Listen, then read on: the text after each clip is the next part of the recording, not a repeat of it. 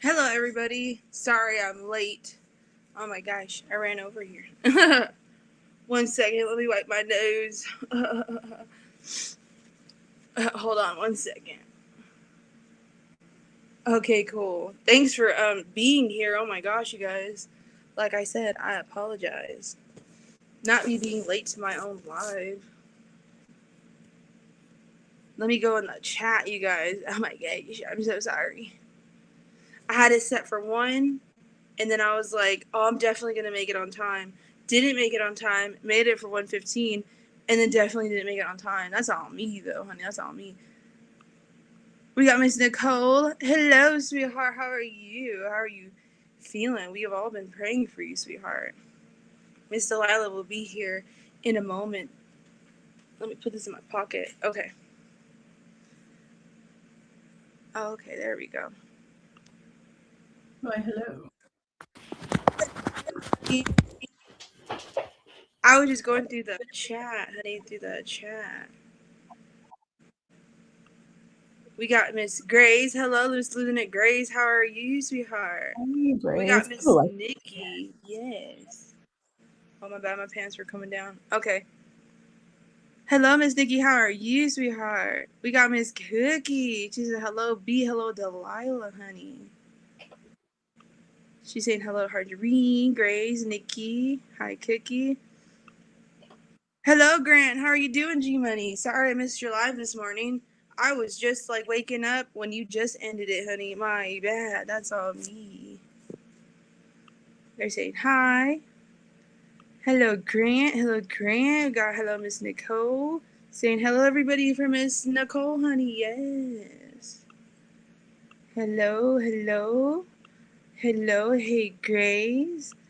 She's hi, Felicia. Hey, Delilah. Hello, Miss Ellie, honey. How are you, sweetheart? Missed you, sweetheart. Very much. I loved your latest video. I mean, I left a comment and whatnot, but loved it. Hello, Ellie. Hello, sweetheart. Hello. Everyone's saying hello to one another. Yes. My bad. I'm just going through the chat. All good. Don't mind me while I drink my coffee. What are you drinking? It is 7 Brews iced banana bread mocha. So it's sugar-free banana syrup with mocha. Ah, that sounds delicious.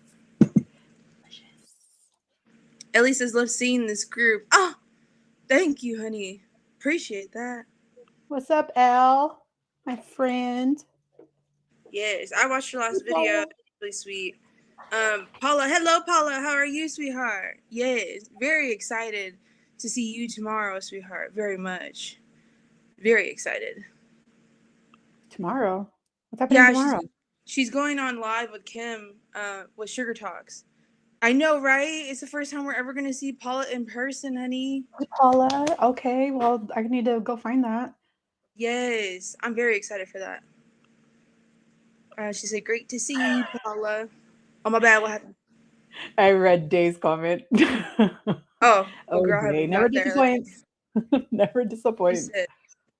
She said, Paula said, hi, Ellie. Hi, Nicole. Nicole, your surgery is on Friday, question mark.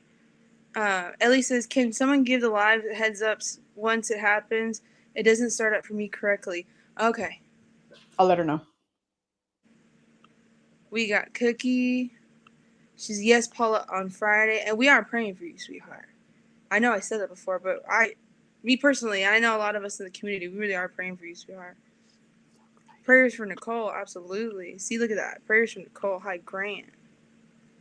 Ellie says, Nicole, we'll be thinking about you this week. Hopefully you can let us know how you are doing after surgery.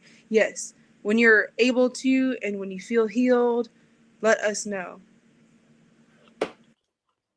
Thank you, Paula and Grant. I really appreciate it. Cookie says, Ellie will do. Hey, can I stay here?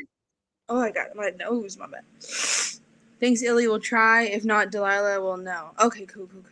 Okay, I need to know. Hold on. I need to settle something right now. Cool. L, is it L? Okay, put a 1 in the chat if it's L. Put a 2 in the chat if it's LE. Oh, all these years I've known you, I always thought it was L. I don't know why. I probably is L because Ellie would be I like don't know. Ellie. I I just don't see it know. and I think Ellie. I Ellie, don't know, not but I us want to calling you know. your name wrong this whole time. I want to make sure I'm saying it right. Thank you for that. What's the recovery time, Nicole? I know everyone's is different on that. Okay, I don't know if she responded yet. Okay, good. I will be checking in with Lala on you. Yes, She's that's talking to Doyle. Nicole. She's talking to Okay, Nicole. okay, cool. Prayers for a successful surgery and a speedy recovery. Absolutely. They don't know because they said I could either wake up in a regular sling or an immobilizer sling. All depends on what they find once they get in there. Okay. So I won't know till I wake up. Okay, makes sense. Yeah. Okay, hold on. I'm going to put my headset in and listen from my phone because I'm hearing clicking and it might be feedback from my mic. That's okay. It's usually mine. Hey there, B. Hello, Al. How are you? Shouts out to Alvin. Every time, every day. He said, Grant, how are you? He says, doing great, and you? Hello, Miss Day. How are you, sweetheart? She says, hi, my lovelies, and my lovely Pickle and B. Yes. We're finally on live together. I've always kind of wanted to go live with Lala. Just never done it. Should have done it a minute ago. My bad. Oh my gosh, I can't click. Hi, Sunshine. Nicole, how are you?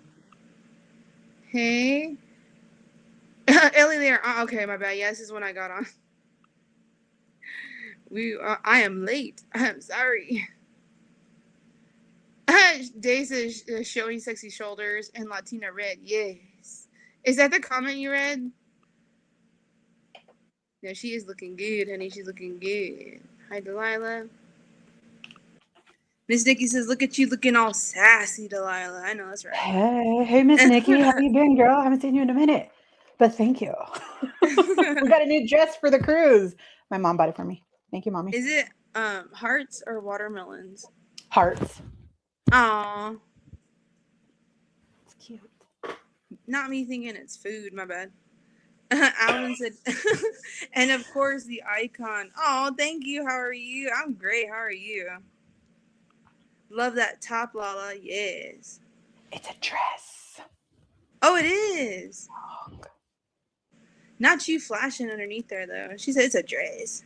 No, it's a long dress. It touches the ground. Oh, okay. Because I'm short. I'm very short. Hello, Vanessa Grace. How are you? She said, hey, Felicia and everybody. Hello, everybody from Miss Vanessa Grace, honey. Yes. She said, vroom, vroom, motorcycle gang in the house. Yes, honey. Always.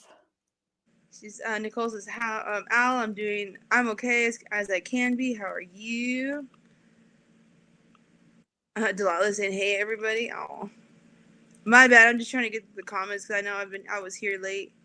He says, I'm fantastic. Thanks for asking. Still have my Dexter black plastic bag kit. I'm a standby for you, Nicole. That's why I was laughing. Period. Yes. Everyone's saying hi to each other. Hellos. Please hit the like button. Yes, I'd appreciate it. Miss Delilah would appreciate it. And Miss Delilah's channel is in the description below. So if you do want to go to her channel, check her out. I got her in there. After this, I will send a collaboration link so that if you're able to click on this video, her channel will pop up too. I'm going to sneeze. And I appreciate that, Grace. Thank you. Grace, how are you? Hopefully you're doing well. Ellie says you both look gorgeous. Oh, thank you. That's very sweet. She's saying, Sunshine, well, thank you. Yay, Paula. Yes, Paula's going to be on Sugar Talks. Did not know Paula was diabetic. And very much appreciate you going on Sugar Talks because we need to hear more about the Manjaro folks. Absolutely. Hi, Ellie. All of you guys are awesome. Shouts out to y'all. Absolutely. There we go. Yeah, that is Delilah's channel name. Thank you, Grace, for putting her channel in the description. If any of you guys want to head over there. I mean, a lot of you guys are probably already subscribed to her, but for the ones that are not, there you go. Yes, praying. Hi, Vanessa. Shouts out to Al. Thank you, and thanks, Sunshine. Oh my gosh, you put mine in the chat. Thank you, sweetheart. Appreciate that. Thank you, Felicia, for announcing the Sugar Talks with Kim J. Oh, you're welcome. Of course. Saying hello, hello, hello. L. Oh, that's how you say your name, L. But Felicia says Ellie, and it's so cute that I adore it. Okay. Okay, well, I'm not going to guarantee that I'm going to say L. I don't know why Ellie just sticks to me. But if you like people to call you L, her name is pronounced L. If I ever slip up, she thinks it's adorable from me, honey. Not for you, for Felicia only. And that's on me, honey. There we go. Sugar Talks with Paula Hardeen. It's going to be on Kim J Sweet Healthy Live. Yes, thank you. Grace is on it, honey. Thank you. Hi, DeBossway. Oh, Miss Hardreen in the building. Hello, Miss Hardreen. If I missed you, sweetheart. Hardreen was actually the first person that left a comment here, so thank you, Hardreen. Paula, are you nervous to be on live? If so, don't be. We're going to love you even more. Yes. Paula already knows how much I love her. Yes. Sexy hot stuff. She said, no, I'm not nervous, Cookie, LOL. Oh, I can't wait to see you up there, sweetheart. Showing all the good stuff. I know that's right. I was looking forward to seeing y'all. Oh, let me see. Hello, Marielas. How are you, sweetheart? Thank you for being here, sweet pea. Hello, Day. Sunshine, right? Mariella's, Grace, and Cookie. Thank you. Cookie will be fun. Kim J is great. I mean, personally, from personal experience, Kim J is great. Is wonderful, sweetheart. Yes. Hi, Mariella's. Hi, Grace. Everyone say hi to each other. Miss L. E for me said hit. I like that. Like button hit. Oh, thank you. Appreciate that. Everyone's still saying hi. Mariella's saying hi. Hi, Mariella's. Thanks. Praying all ready for a pickle. A what? A pick minion? I can't even click on it. There we go. Oh my gosh. Yes. Grant says I have. She's saying she's already a pickle minion. Oh, you're already a pickle minion. Yes, pickle posse, honey. Yes. Grant says I never met Delilah. So glad to get connected. This is Delilah. Hey, Grace. Grant. Absolutely. This is the creator that it's her book club that I do every Saturday. This is Delilah. The Delilah that I do talk about in the book club. This is her. This is the book club that she had and wanted to partner with, that I'm glad I have been a part of. And we are on chapter 18. So we're getting close to being done with the book, sweetheart. Yeah, so we got to start looking at another book, you guys.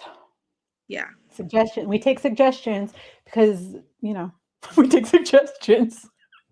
Yes. She will have everything posted on her channel. So for the people that are interested in the book club, head over to my Delilah, and she'll have did you do a poll last time or a post? I forgot a poll. Mm-hmm. I think it was a poll, yeah. So that you guys can vote for the next book on her channel, honey. Hello, Miss Paula. I've been looking for your live. Oh, nice. Is that Paul Amadeus Lane, sweetheart? Hey, hello, sweetheart. Yes. How are you? Every time I think of Paul, Kim J always sings that song, Amadeus, Amadeus. Now I can't get it out of my head every time I think about him. Paul on wheels, honey. The only ones that aren't. Nicole says the ones that aren't need to be. I love Delilah. Oh, that sounds me. Day. So I want to say Sunshine Day. It's been a minute since I've joined a chat with my Bee and Pickle sisters. It has been. I haven't seen you in a minute, sweetheart. I thought you were just busy, and that's okay. We're just happy you're here with us right now today. Oh, she said it's so cute. Oh, because that's my Ellie, honey. Yes. Cookie J. Grace is the best. And she absolutely is. Paula says you both do look amazing, Felicia and Delilah. Oh my God, I appreciate that. Grace says Marielo's trying to get a moderator raise. Okay. I'm dead. Looking forward to your debut. Yes, we are looking forward to you, sweetheart. Okay. I'm a pickle follower. Absolutely. Thank you, Paul. I'm looking forward to the discussion. Yes. Grace says, start with the QQQ if you have a question for FMB and Delilah. Yes, I'm trying to get through this chat so that I can get to the topic. Oh, I'm almost through the chat. Okay. Delilah knows how to translate for me, walking to my car and listening to the char. Sorry for the confusion. I'm not cray. Delilah can decipher that. Absolutely. She's like, Grace says, you're a great mod there, Grace. She really is. When I was asking for another mod, to be honest, I didn't know if Grace was going to say yes or not. And I'm glad that she actually did, because Grace is an incredible mod. I'm not going to lie to you, honey. Very blessed for that. Hey, Paul. To suggest... Oh, thank you, Grace. To suggest book club, go to that's Delilah's page. Thank you. We appreciate that, Grace. Thank you. Uber busy. Yes. Can't agree. Hey, Nicole Ray, Grace, if I ever have channel, which I won't, you'd be my moderator. Yes. Paul, and then you could do it, Cookie for you all day. Cookie already said she's not going to have a channel. She said the only glimpse that you're ever going to get of her is if happens to be in a photo or a video, and she's going to be in the background. She said that's as close as you're going to get to ever seeing me. I said, oh, okay. Grant Grace, just know I'm just messing with her. Hello, JC. How are you, sweetheart? Yes. Okay, so I got to the bottom of the chat, honey. So today's topic is a topic that, like, we, as a disclaimer, have to be pretty cautious about how we talk about it, because YouTube does not like talking about certain things, unfortunately, that would help and benefit a lot of us. So if there are words that come up in the chat and I can't bring it up or I can't say it out loud, just know that I'm not trying to miss a comment. I'm not trying to override a comment or overlook something, but there's some things we literally cannot talk about on YouTube, which is a bummer, but it is what it is. You know, I can't control it. Oh, okay. But the topic really is about, if I was going to come up here and talk about my weight loss journey and talk about how I lost all these pounds and whatnot, it was, like the title says, how we healed our relationship with food. And I guess the one person that really did talk about this, like when I first got to YouTube and I ever really saw anybody's live, was Miss Delilah. Absolutely. She was talking about it. And it always, like, she had already lost a significant amount of weight. So I'm like, okay, if I really am going to talk about the protein, the fiber, the carbs of it all, the micro, macro, weighing stuff, counting calories, I got to realize, where did all of this kind of stem from? It was definitely up here. And that's what me and Delilah are really passionate about, is talking about up here, emotional. Weight loss is kind of an emotional roller coaster, especially if you have more than 100 pounds to lose. Even if you don't have more than 100 pounds to lose, even if you got 20, 30 pounds to lose, on how we got to break those behaviors, we got to break those tendencies, those habits when it comes to our meals. That's what we wanted to talk about. So yeah, thanks for coming to our discussion, honey. And just know that, as a disclaimer, we are going to try to talk about this as best as we can without saying certain words. Yes. And if we accidentally say those words, I'm sorry in advance. And that's true, because it is tough sometimes to not just be like, you know what I mean? And that's okay. Oh, I seen a comment. It says, you get those hens taken care of, Jen? Oh, that was random. Sorry. Marielle's Nicole. That's okay, Gary's. You are a busy moderator. Okay. I didn't want to miss anyone's comment. Yeah. Friendly reminder. There we go. Grace says, friendly reminder, our speakers are not medical professionals, just sharing their personal experience. Thank you. Absolutely. Do I have my banner up? Hold on. Let me put my little banner up that says,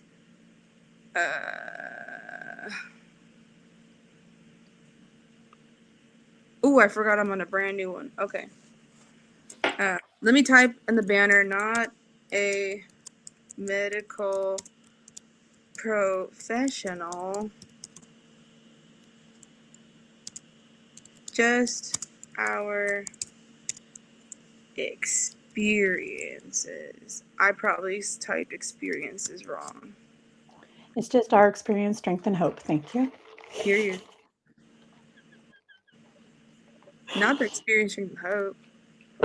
Okay. I can't help it every time I hear experience. That's what pops into my head. Okay, here we go. Show it. Oh my god, I did not mean to put it as a banner like that. There you go, scroll across. There we go. Oh my gosh. Not me not knowing how to work this. Hey, Miss Pam. My bad. I'm just trying to add this. And not trying to add it like that. Well, okay, I'll just leave it up there. Whatever. Oh, hello, Pam. How are you, sweetheart? Hi, ladies, listening in, but in a bit before my next class. Oh, thank you, sweetheart, for being here. We got Miss Paula saying, still working on my relationship with food, diet culture, wounds cut deep. And there are a lot of people who they have been on a weight loss journey before this specific GLP-1 journey, and we understand that. A lot of us have lost a lot of weight before we even decided to touch any of the GLP-1s. Absolutely. I know for me personally, yeah, I've lost like 100 pounds probably more than once. And a lot of it wasn't sustainable until a GLP-1, but that doesn't mean the GLP-1 was the only thing that ever worked. Yes, specifically the one I'm on happened to work for the food noise portion, which allowed more clarity, but it wasn't like we haven't tried before. Especially a lot of us that have been obese since like birth, since day one. You know what I mean? What for you personally, Delilah, have you ever had those experiences of like the diet culture, the losing of weight before you've done this journey in particular? Yes. I've lost over 100. I've never been able to lose more than 120 pounds on my own, but 120 pounds over and over and over throughout my life. For those of you that don't know, I started gaining weight when I was 7. And apparently I was overweight my whole life, but I started really gaining weight when I was 7. And it was a direct response of some trauma that happened. And I just learned that to emotionally fulfill what I was lacking, food was doing that for me. I learned it all by myself because I'm an overachiever. Oh, And, you know, I know that everybody's always talking about diet culture this and diet culture that. And, but we just have to take what works for us and leave what doesn't. So like if it is, like titled diet culture and it works for you, who cares? Use it. And if it's not and doesn't work for you, great, leave it behind. It's not that big of a deal. Just take what you can and just figure out what works for you because we're all different. Things are going to work differently for all of us. But never in my life was I able to sustain any amount of weight loss prior to a few years ago when I started this journey. Even before GLP-1, I lost 115 pounds by myself. And I was able to keep that off for an entire year before I even discovered the homie, right? And then from there, here we are. yeah. For those of you that don't know, Miss Delilah is a type 2 diabetic, and she is on the Manjaro of it Mhm. all, and I am on the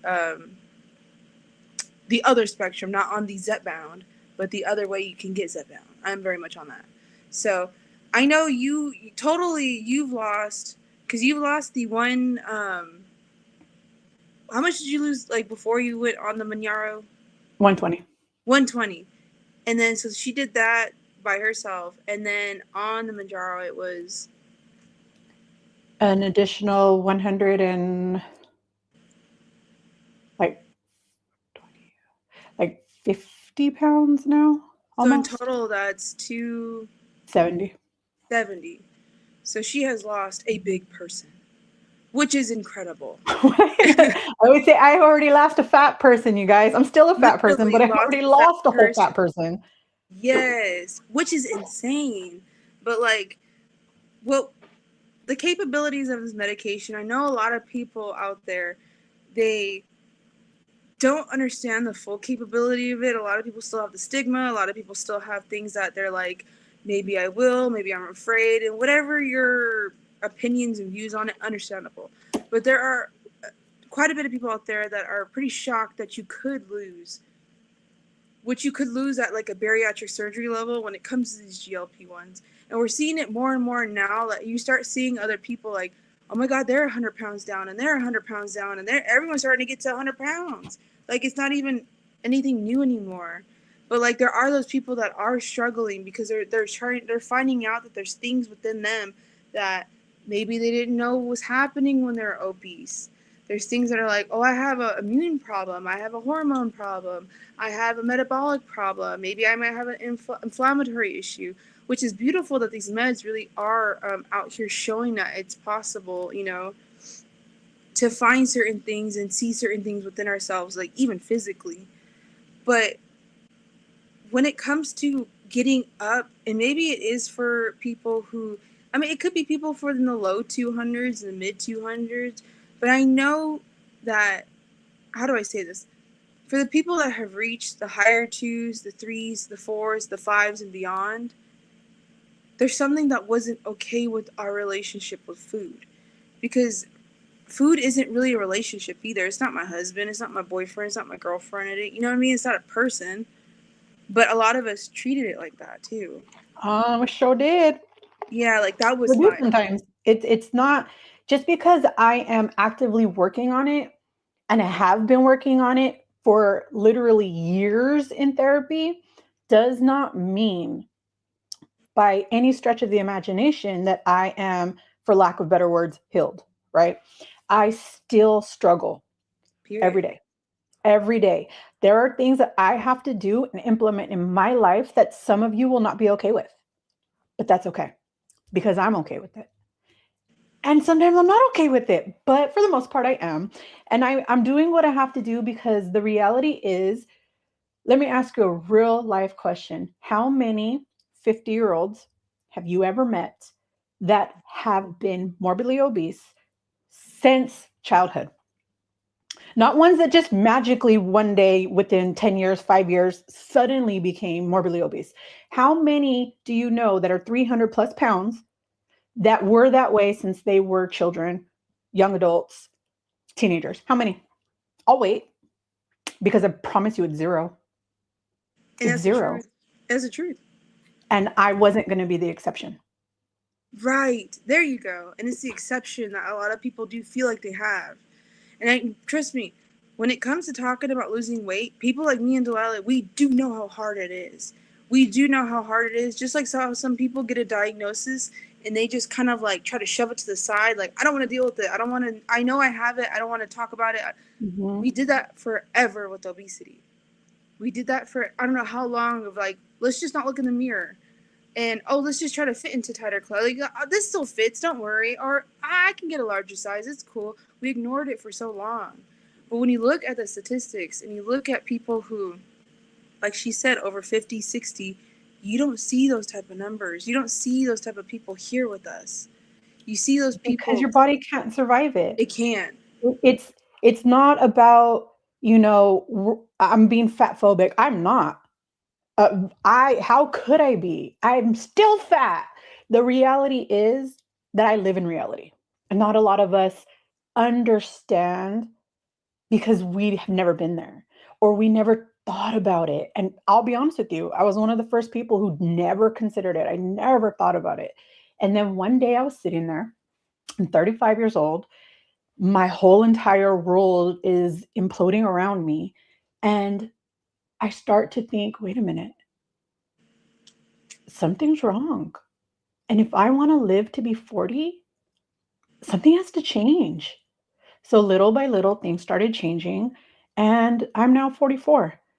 And I will see 45. I will see 50. Why? Because I I'm making these changes with or without the homie. And for those of you that don't know, I call him the homie. I don't know where my pen's at, but um it's right here. Hold on. So this is my homie. He's gonna be the homie for life. And I'm a lifer, dude. I am, but I'm also have other medical issues that allow me to get coverage. And I'm not oblivious to that. I know it's not easy for everybody. I know not everybody's going to be able to do these things. And not everybody's going to need to, but I did. I needed to.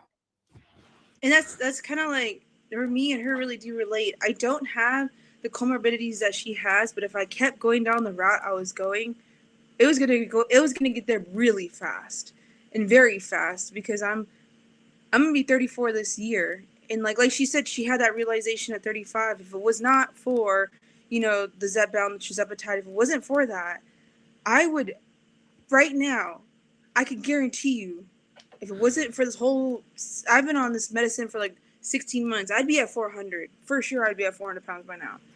And that's because I know myself. I know the food noise. I know how my habits were. I know I wasn't trying to break the habits. I mean, I just know where it was.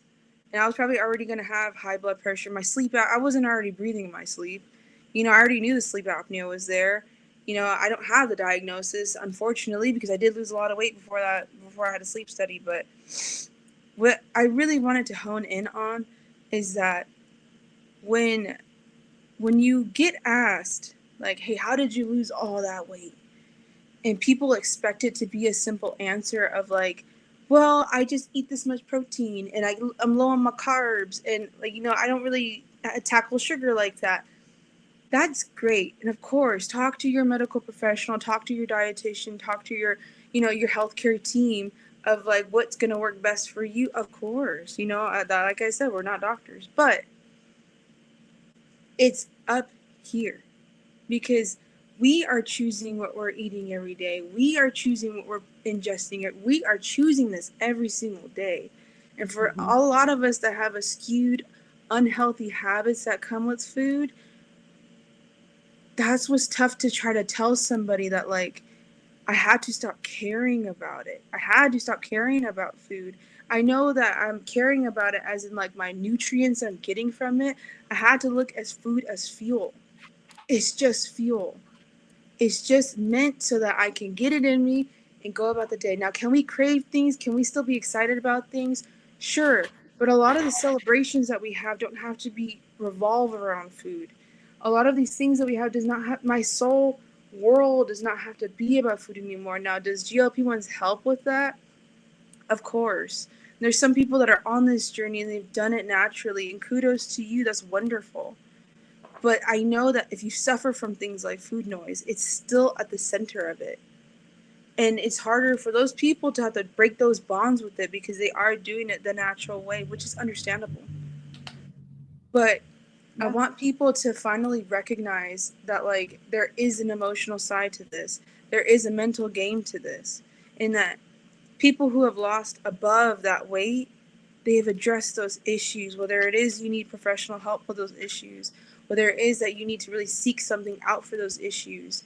Do what you have to do, because we're on the medication to help each other in the long run. But people like me and Delilah who have been to a much higher weight, it's a longer ball game for us. So if you like I said in my last video, if you want to learn from people that have lost more than 100 pounds, like you can learn from us, sure. But we all kind of basically do the same thing. And we have addressed our life when it comes to the meals of it all. I see the chat going, my bad. If you wanted to say anything, Delilah, I'm just going to go and try to get through this chat a little bit. I've been saying this for years. She has. I'm not going to lie. Whether you want to hear me or not, I'm going to say it again. She has. The first thing that I did was I sought out therapy, because I knew that something in here was different. I knew that I wasn't ever going to be normal, quote unquote normal. I knew that I had to do something different that I'd never done before. And so I went to therapy. And I specifically for years was going for my eds. There you go. And the first thing that I decided I was going to do was stop using food to celebrate, to stop using food as a reward system, because it was my entire life. Anytime I got good grades, anytime I did something good, anytime something bad happened, anytime I was sad, my mom would say, let's take you to McDonald's, or here's the ice cream, or whatever. You know what I mean? And I carried that into adulthood. When we celebrate, birthdays, when we celebrate anniversaries, when we celebrate, getting a job or a promotion, what do most of us do? We go out to eat. The number one thing that I started doing was I stopped using food to celebrate and as a reward. And instead, I allowed food to be part of the celebration, but it was never again the focus of that celebration or that Yeah. reward ever Yeah. again. And I think it's those habits that like it's that I want to say to people when they ask me how you lost all this weight. It's that. It's like it's easy answer to tell you like I don't care about the food anymore. Of course, if you were to take the medicine away, I'd be like, I'd care about food again. That's because the medicine is there to manage obesity, of course. But But I go am on medication and I still care about the food, but I have to every single day make the conscious effort to put my focus on something else because I do still have those issues. I still have those tendencies. Felicia, I'm not sure if you also struggle with certain things that I do, oh yeah, but I am an emotional yeah, person when it comes to food. I'm trying to figure out how to say these things without right. triggering YouTube censorship, Anybody, right? right, So when it comes to my EDs, I know it's not an official diagnosis, but nobody can tell me that it's not real when you are an emotional person, consumer of, yeah, yes. I do struggle with BED. I do struggle with compulsive overconsumption. I do struggle with um, back in the day, it used to be called eating that word not otherwise specified. right, So now it's sort of just, I don't know what they call it now, but whatever that is, that's what I got. So for me, I do 100% still struggle with these things, medication or not. It is right, still something that every day I have to make changes in the way that I do things. And one of those things is I do not keep in my home cake, cupcakes, cheesecake, because those are my triggers. They trigger me. Gummy candy, can't keep them in my house. I will not.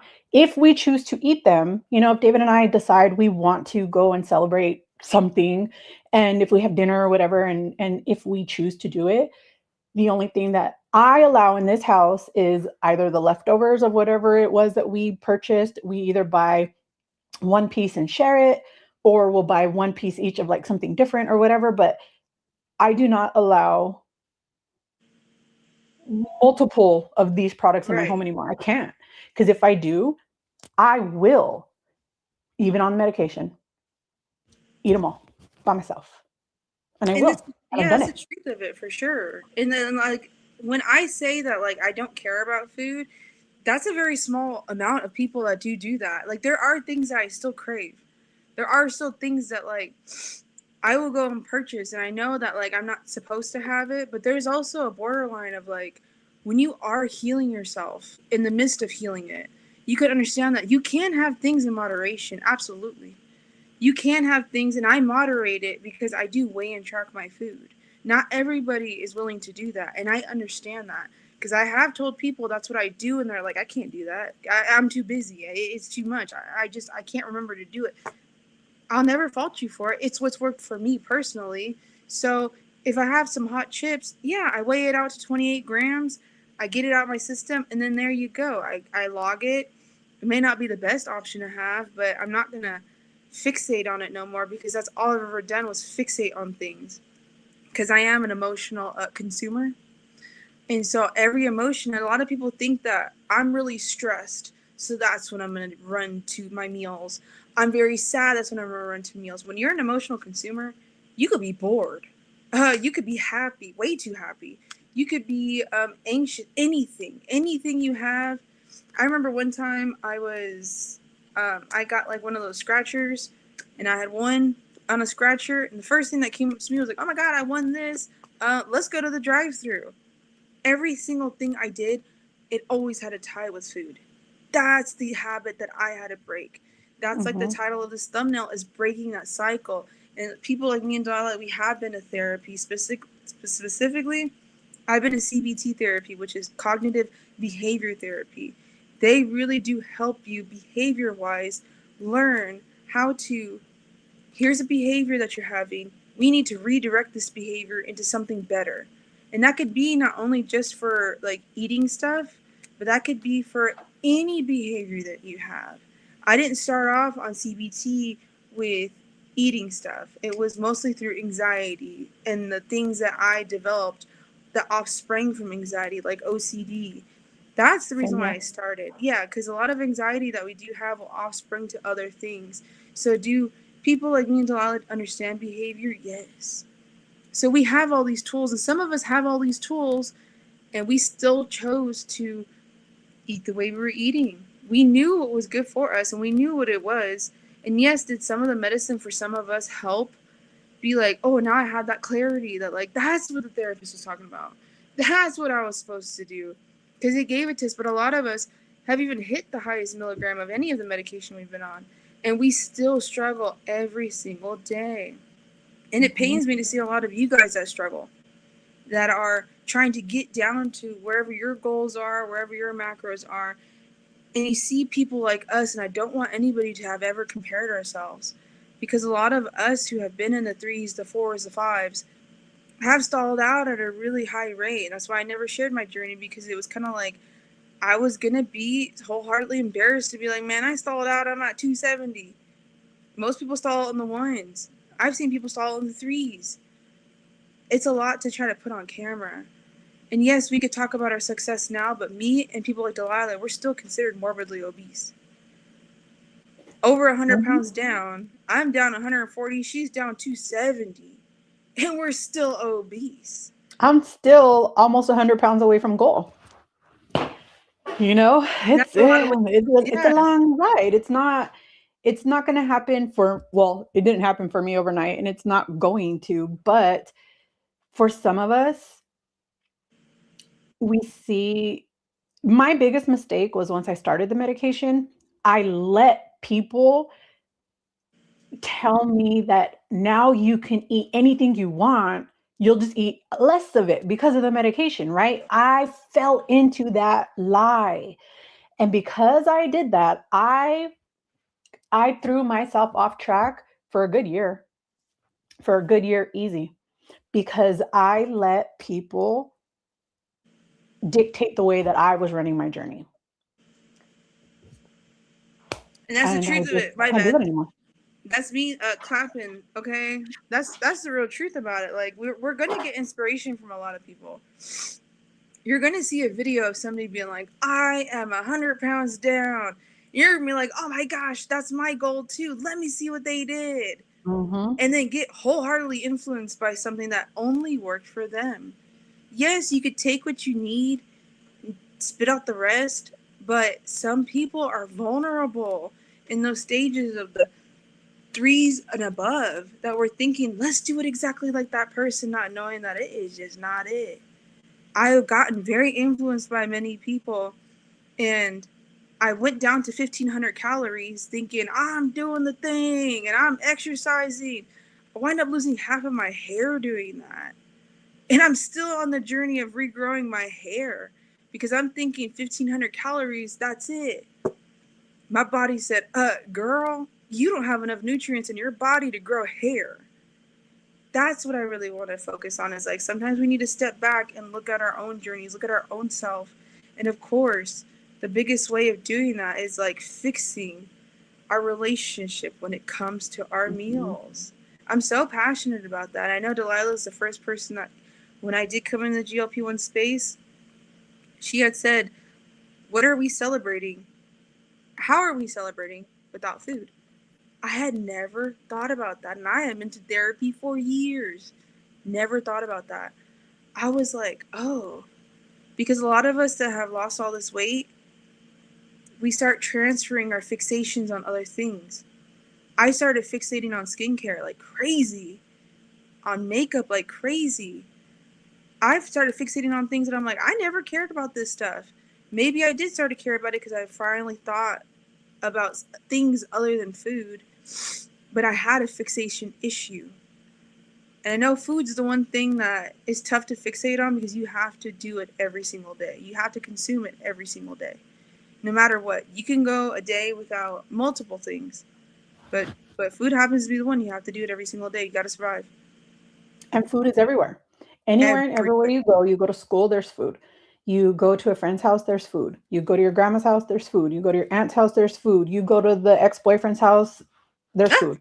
There's food everywhere. Anywhere and everywhere that you go, there's food. So for people like us, like me, I have to make conscious efforts to do something different. You know, a lot of you guys know I just recently went on vacation. And people kept telling me, "Oh, are you going to take your injection? Are you going to indulge? How are you going to treat this part of your journey?" Right?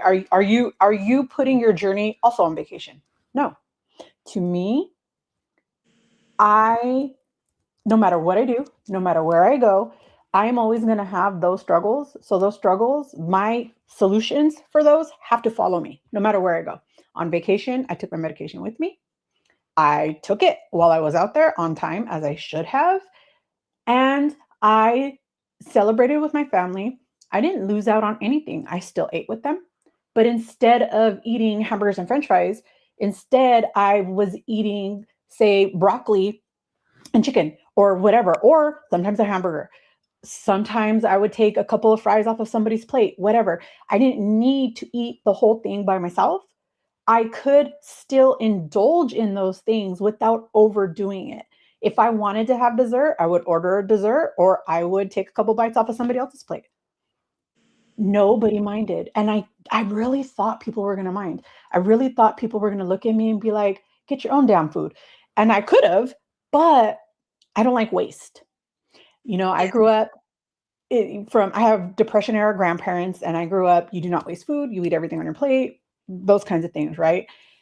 And I I haven't seen some of these people in the 10 years that I've been away.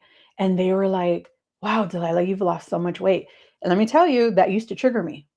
Yeah. Having people talk to me about weight would trigger me. Good, bad, ugly, their own weight, my weight, did not matter. It would trigger me.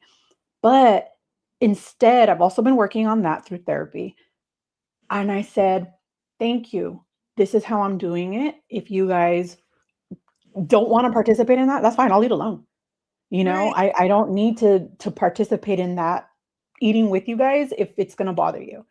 And they were like, we don't care. Okay, well, we're going to find out if you really care right now when we go have lunch. And they really didn't. And I was like, okay, Yeah. because you could see it in somebody's face when they mind. Oh yeah. And nobody cared. And I was like, okay. My mom said, go ahead. If I want more, I'll just get up and get more. And I was like, works for me. Thank you. Yeah, I had to learn that within my family too, because like my dad's on Manjaro, and Hmm. so coming from a household where everybody has like a cookout and stuff, if they don't want to invite us over, I mean that's cool. My dad's like whatever. I've had so much tacos and burritos my entire life that like I'm okay with not having it no more. If I don't want it, I don't want it. And Hmm. if Felicia doesn't want it, then she doesn't want it. Like if you guys don't want us to be here, that's also cool, but like whatever. Like my dad's just that kind of like laid back kind of guy that's like, I got diabetes and I'm trying to live longer. He's in his 70s. He's like, my daughter's trying to live longer and I want her to be healthy. So like, if you don't agree with it, that's fine. And that's really healing in itself. Of kind of like, you're not healing yourself just from what you're doing every single day, but you're healing yourself from the people around you. Because a lot Hmm. of us that have gone up to the highest weight, and a lot of us nobody told us that we were not okay. So when Yeah. people say it now and have an opinion about it now, I learned that like you could tell me that I'm not eating enough certain foods, or I'm not doing this right, or I'm not doing this right, I always keep it in the back of my head that like nobody cared when I was 350. I was eating myself to a point where I wasn't going to be here no more. Nobody cared. And it's kind of like, so in a sense, when people have something to say about your journey now, like, hey, that's too much processed food, or hey, that's too much this, or you should be doing it. Don't tell me nothing. No offense, but it's kind of like when I was big, no one cared, so that's fine. And also, I would never say anything to somebody that I wouldn't say at the highest weight I was. Just because me and Delilah have lost all this weight, doesn't make it seem like we're better than anybody else either. We are still struggling every day, with or without the meds. We are struggling every day. Just because we have this high amount that we lost, in a lot of sense, I'm sad that I did have that high amount to lose, because I did let myself get to that point. And a lot of us too, it was no choice to get to that point. A lot of us had medical issues, medication induced issues, or literal diagnoses that would allow us to get to that point, and it wasn't our fault to do that. A lot of us have had many children. A lot of us have had hormonal imbalance. There's a whole plethora of reasons. So, giving each Some other of us grace. have all of those. But Right. we're still doing it. We're still doing it. And I'm never going to be somebody who's going to sit there and tell you that I think I'm better than you, because I'm not. Period. You're not better than me. I'm not better than you. Period. It is what it is. But I've learned things that you may not yet know. And you've learned things that I may not yet know. So let's learn from each other. Yes, that's the point of all this. I think the reason why we all started a channel, or we all came to people on a certain channel, is because we just wanted to help people. That's it. And I really do think that's the foundation of it. We really wanted to help. And even if, as much as I have tried to help people one-on-one, maybe they just needed to see it in a different light. Maybe they just needed to see it in a video. Maybe they just needed to see it in a live. And they didn't need to hear it from me personally, Maybe they needed to process it, because a lot of people do process things on a certain level, on a different timeline, where they're like, and some people are in denial. And that's okay, because we all have to learn this somehow. And just like she said, just because we have lost all this weight does not mean, Delilah's better than me, I'm better than her. We're just trying to help people at the end of the day. Unfortunately, YouTube does not like us to talk about certain topics, which is extremely unfortunate, you know what I mean? Because we are really trying to help people when it comes to this side of the journey. Let me go in the chat, because I haven't been in the chat in a minute, my bad. Did you want to say something? I'm sorry. No, I just seen a question in here. It was the first time I've seen the questions. So I don't know how you want to do it. I don't know if you want to just go through each comment, or if you want to jump to the questions first. So everybody, I'm going to go through the comments. I'm going to kind of skip over the hellos, because, I want to get to like their questions and whatnot. So Grace says, for many people, GLP-1s have made it possible to lose weight for the first time. And there's absolutely that too, where this is the first time anybody has ever really truly been on a journey, and like successful journey, that too. Hello, Miss Anissa. How are you, sweetheart? Grant says 120 pounds. Wow. Congratulations, Delilah. Yay. Thank you. It wasn't easy. But I will tell you, that the first 115 pounds came off faster, easier than the rest of the weight did. The 5 pounds took months. Yeah. But the 115 came off in 5 months. The 5 extra pounds took a whole entire 6 months, and then 6 months of zero. But the rest of the 140, whatever the number is, right? That has taken years. So I don't know. Right. But it's yeah. Everybody's journey is gonna look different, but that's how mine's gone. Oh yeah, no, very much different. A lot of people ask, like, especially on the GLP-1 community, how long have you been on the medicine? How long did it take you? And it's like, ooh, honey. Yeah, it took this amount of time, but last time it took a year. Last time it took 5 years. Last time, and it's like, we've been on so many journeys before you started this one. Although this one happens to be personally my most successful journey, sure. But like I always say, you take my meds away, I'm going to try to implement every single thing I can, because you have to learn these habits. You have to learn these behavior habits for your own health, because you're only helping yourself in the end. Yep. But am I going to rebound just a little bit? Yes, I know how I am. I'm honest with myself. Well, you don't know because you've never been there. So That's you have true. no idea if And that's all of true. these new things that you've implemented in your life is That's true. going to stick with you. Because I would think that too. But you know what? I was able to keep it off for a whole year by myself. I've never been able to keep anything off for a year by myself. And suddenly I did because they were all the changes that I had made in here that kept that from coming back here. True. Nothing else was coming off, but I wasn't gaining. And that was the first time in my entire life. So when people sit there and say, I know if I were to get off today, I would gain it all. You don't know. I'm not saying get off. I'm Yeah, no, please I don't would chance misunderstand it. me. Trust me, I would not chance Yeah. it. But I'm yeah, just saying you don't know. that's true because a lot of us that have gotten to a certain degree down, and I'm not saying over 100, it could be 20, it could be 30, I don't care what it is. Mhm. If you have truly learned the habits and the sustainability behind it, you're going to implement those same things. You're going to stick to your guns when it comes to, hopefully you would, because this is a lot of hard work, medicine or not. Mhm. This is hard work in general just to do this. You Mhm. know, I know for me personally, yes, I would stick to every single thing I'm doing. I really would. And I wouldn't back down from it. And who Exactly. knows, like she said, I probably, who knows? I would probably keep it off. I don't know. I wouldn't chance it, but But I th- promise you, you will have an easier time than somebody who's not working on the in here. there you go. Thank you for saying that. There you go. Hello, Shani. How are you, sweetheart? Pammy says, agreed. Decades of living on the diet culture mentally makes it hard to get over. Absolutely. It does, but we also have to personally stop demonizing diet culture because there's a reason why it's a stereotype, it's a cliche, it's a whatever, whatever, whatever. There's a reason, it's because it works. Not all of it needs to be implemented in your life, but counting calories works. 100% it works.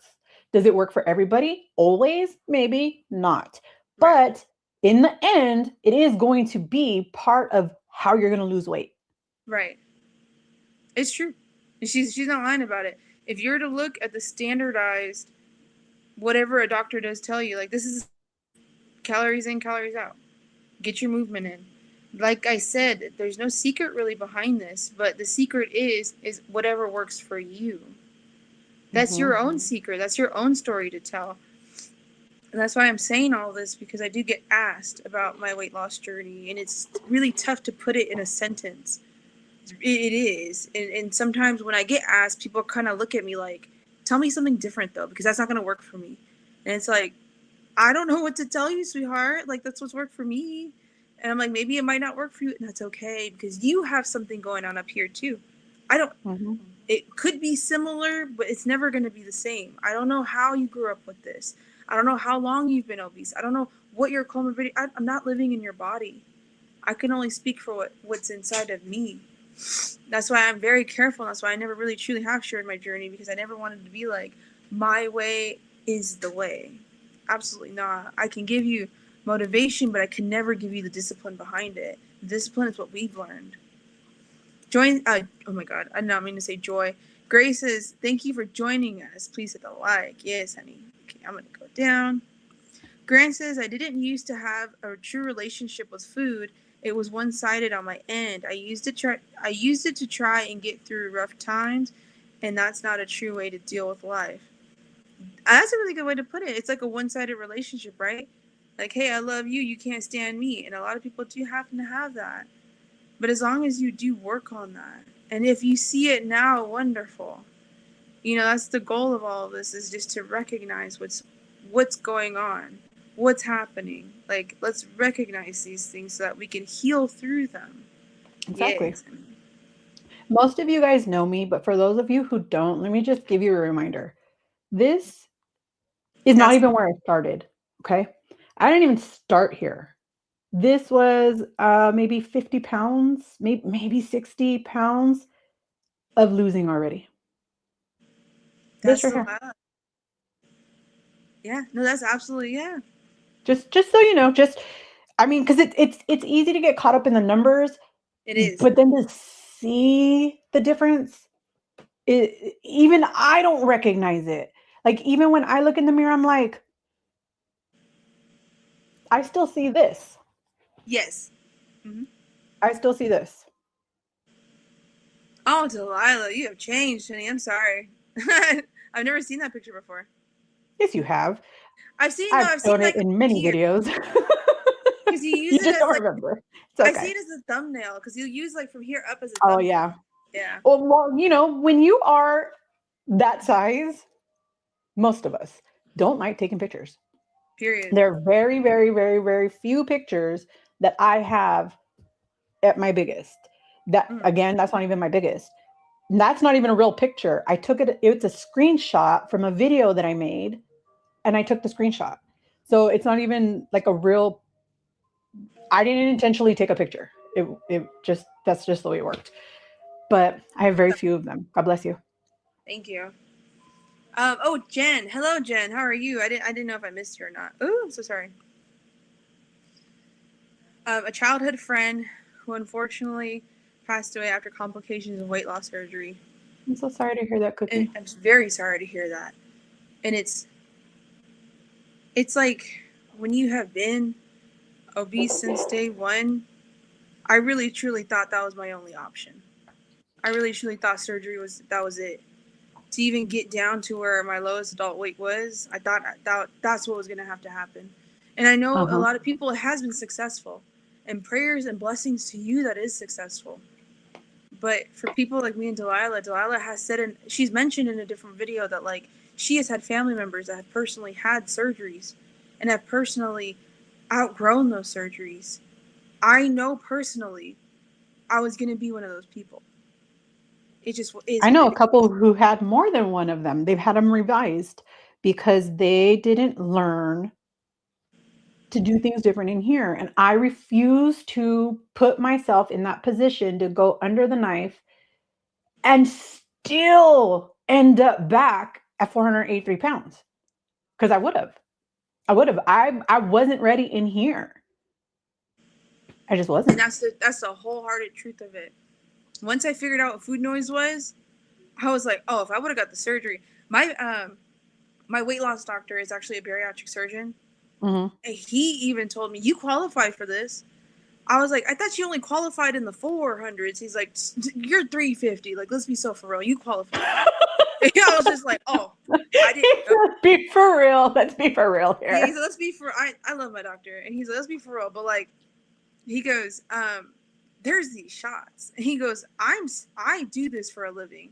If you want it, I can give it to you. We can schedule you as fast as we can. As soon as you do all your pre things that you have to do, we could do it Mm-hmm. as soon as you can. But he goes, I've seen more success on these medications. I've seen it. He goes, and that's coming from surgeons. And surgeons love to open you up. They look for excuses to open you up. I was so happy that he was so real with me. Because if he would Right? have told me, just do it, I would have been like, that's my only option. That's what I got to do. And I would have suffered with a lot of complications after that. So I am glad that this allowed me to heal up here first. Paula Sorry, says, I'm I looking get. for another picture so I could show you No, guys no, go something. ahead. But I'm going to go through the chat. Paula says, I get it, Grant. My mom used food as comfort. And a lot of us have experienced that for sure. It's the comfort. Gray says studies show that up to 80 to 95% of people who lose weight regain it, often because the underlying relationship with food was never addressed. mm-hmm. And that's why people who have to have bariatric surgery have to see a therapist, because they will turn to other things once it's not there no more. Once they cannot physically stomach what was making them like not happy, but once they cannot physically do what was making them whatever they wanted to do, happy, sad, whatever. It's not, they're not able to do it. So their mind is running rampant. Mm-hmm. And that's why they have to seek things like therapy. And I was like, man, it was what really tripped me out was the So that oh, was me at 9. I was 9 years old here. I like the cupcake you put on your siblings. Well, that's my brother and my dad. Oh, okay. It's like, you guys are not. They didn't volunteer themselves for the channel, so you That's right. know that's me at 9.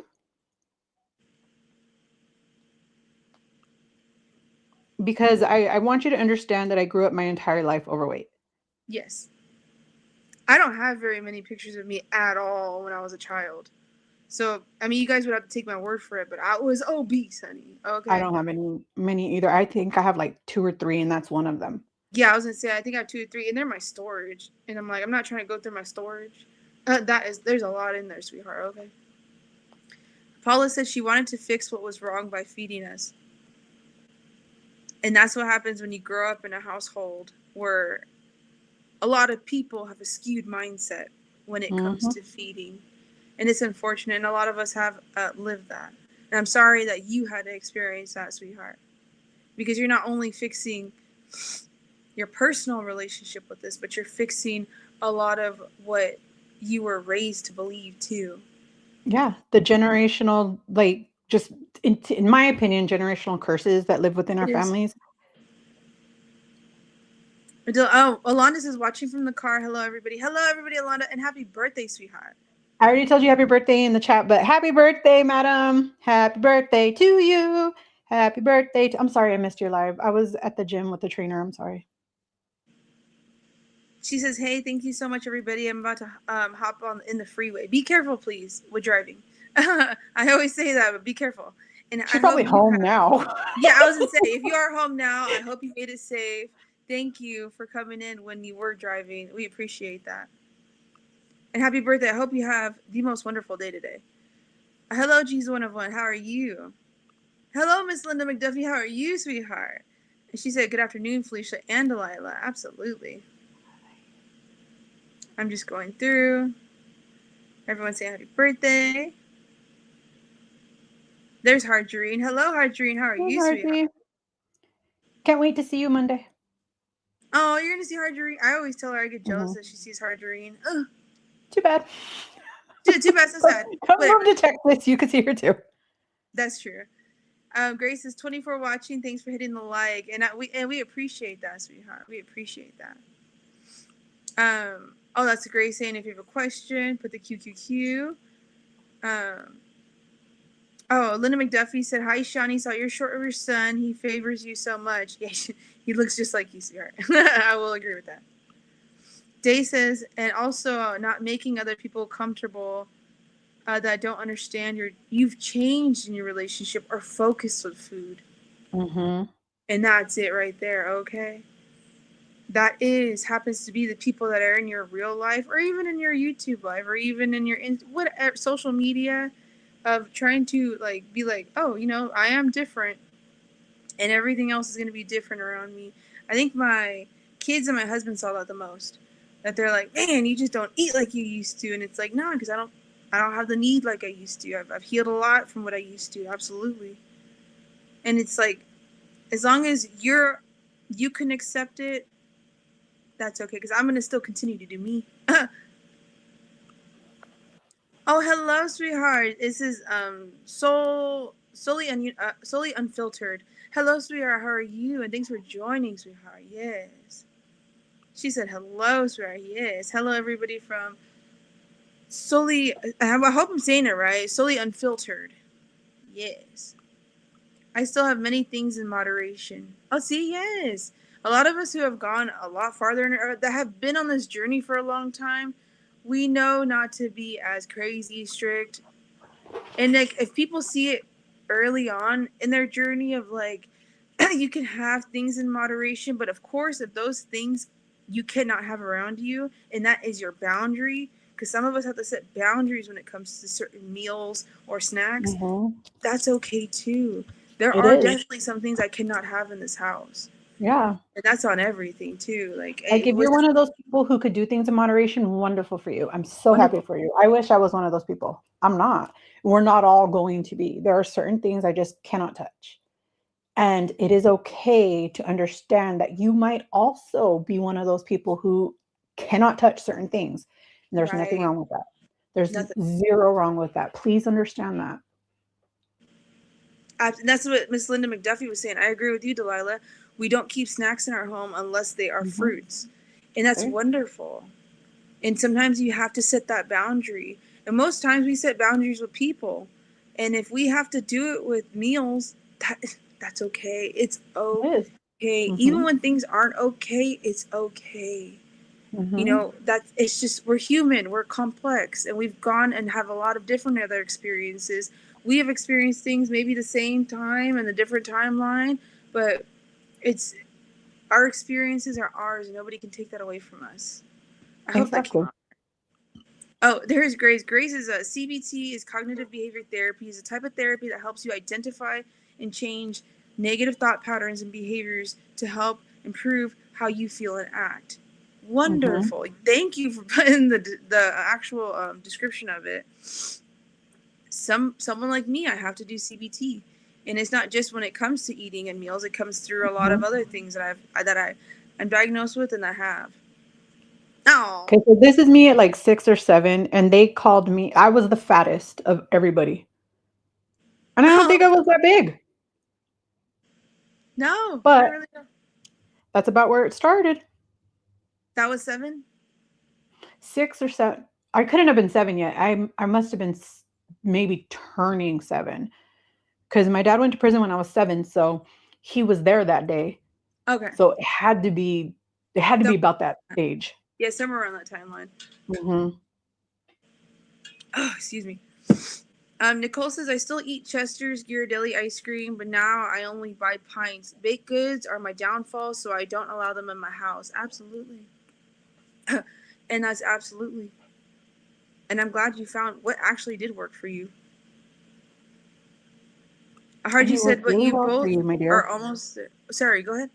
I said, and it worked really well for you, my dear. Thank you. And it's working for you too, sweetheart. Oh my gosh. Hardreen says, but you both are almost there and are doing so good on your journey. Oh, I don't know thank you. about almost, but okay.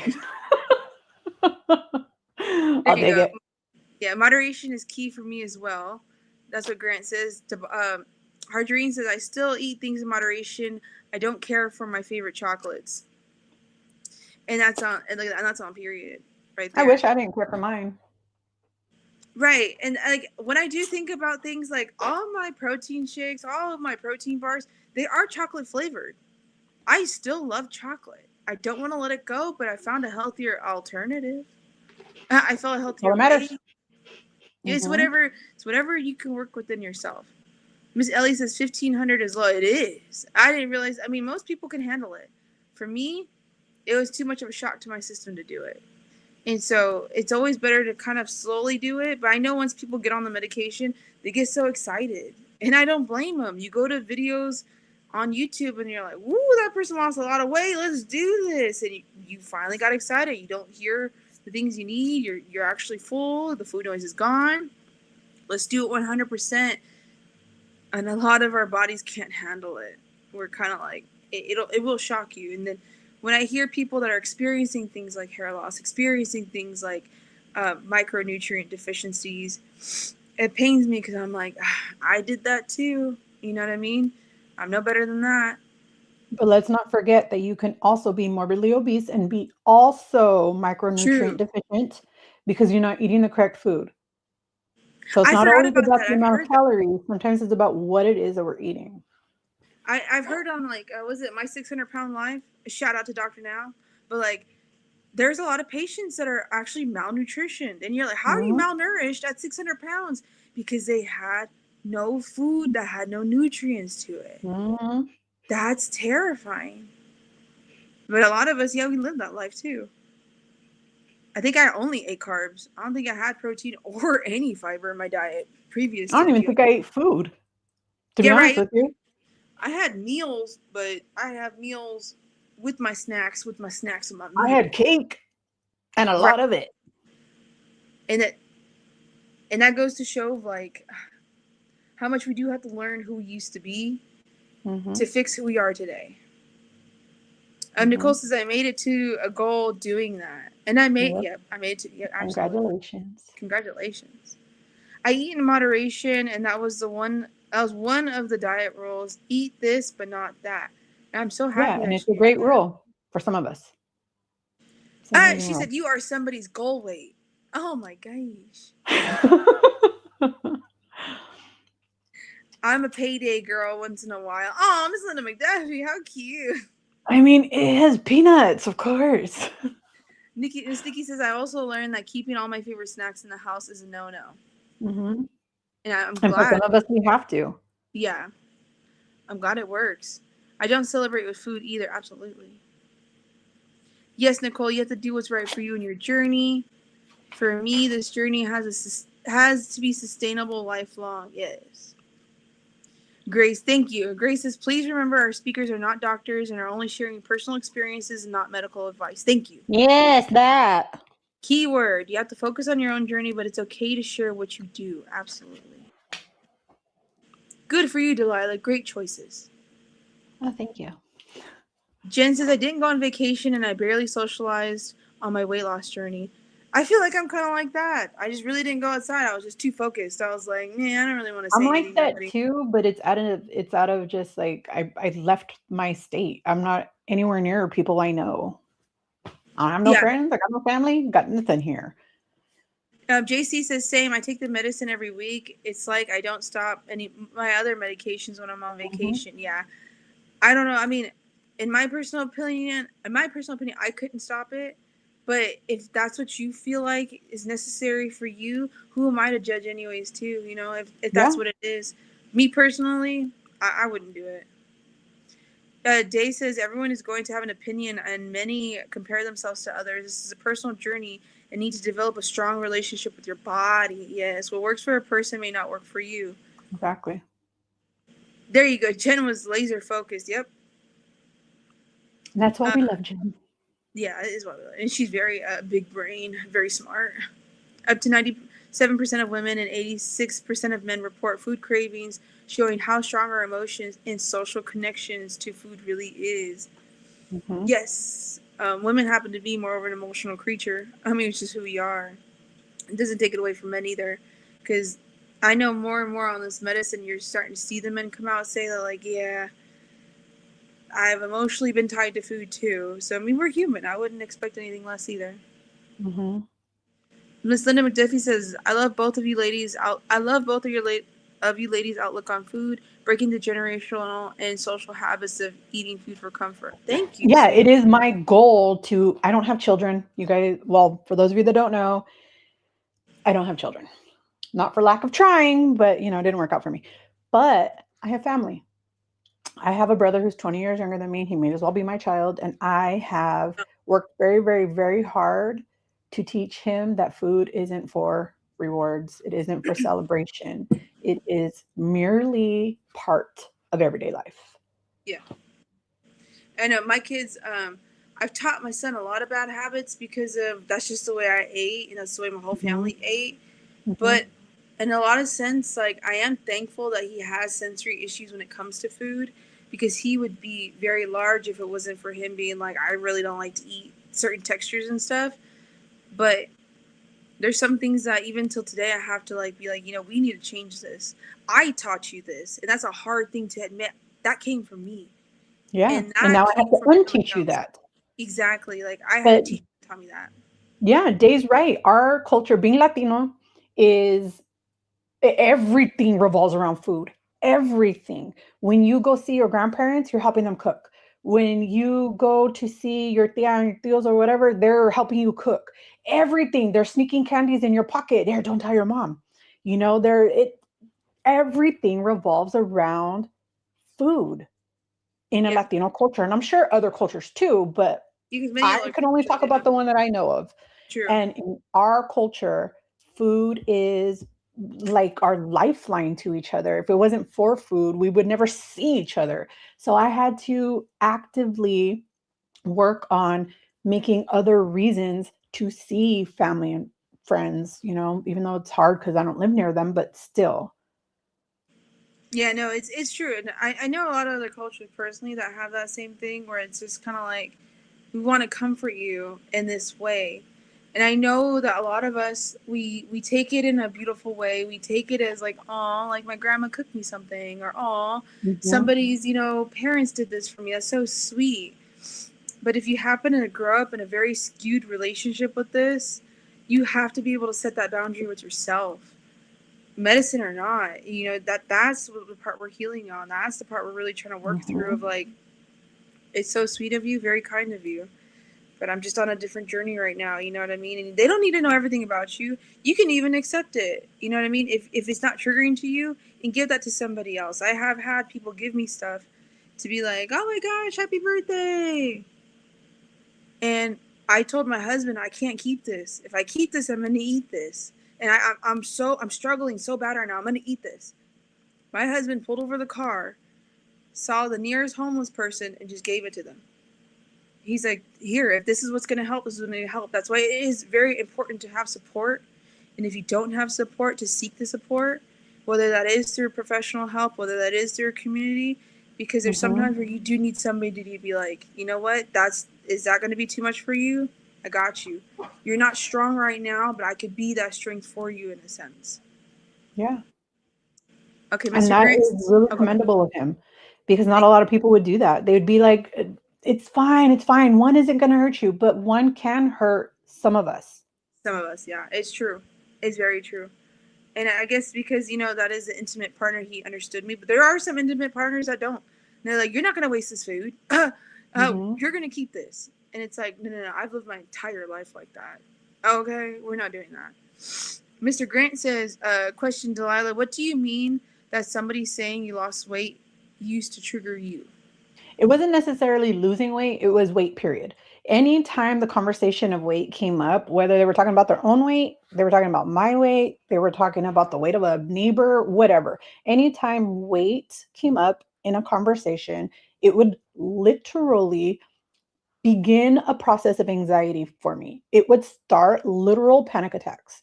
And I had to get out of the conversation. I had to change the subject. I had to walk away, whatever I had to do, because I would have literal panic attacks whenever the conversation would turn to weight.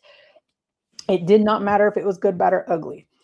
And one day during this journey, and that was something that I was working on with therapy. I hear people all the time, I've lost 20 pounds and nobody's said anything. I've lost 50 pounds and nobody's said anything. Let me first start off with, I was 483 pounds. When I lost 50 pounds, I looked the damn same.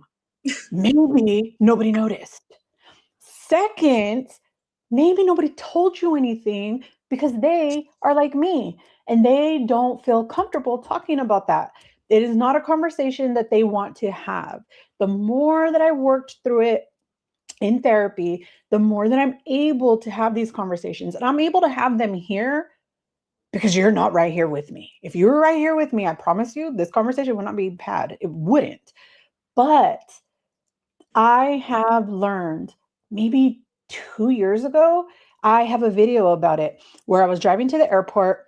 That day I had hurt my back and David was helping put on some Bengay on my back.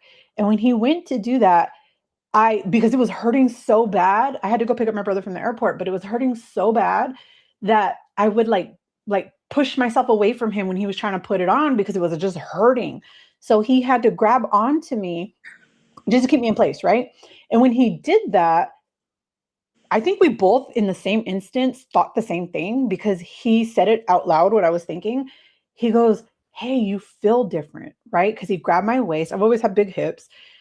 He grabbed my waist and it felt different. And I'm not talking about like, sexy time different. I'm talking about like, physically, it felt different to me. And it must have felt different to him because he said something. But just even a couple months before that, had he done that, I would have ran away from him. I would have changed the subject. I would have started beginning panic attacks just in that conversation, right? But I was able, and he told me, man, you've lost so much weight.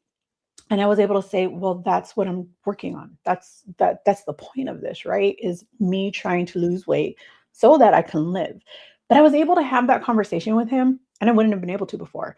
And on the drive to the airport, I'm realizing as I'm driving, oh my God, I was just able to because in the moment I didn't realize that, but it wasn't until I was driving over there alone. It was just me by myself. And I'm talking to the camera because I'm just talking to you guys.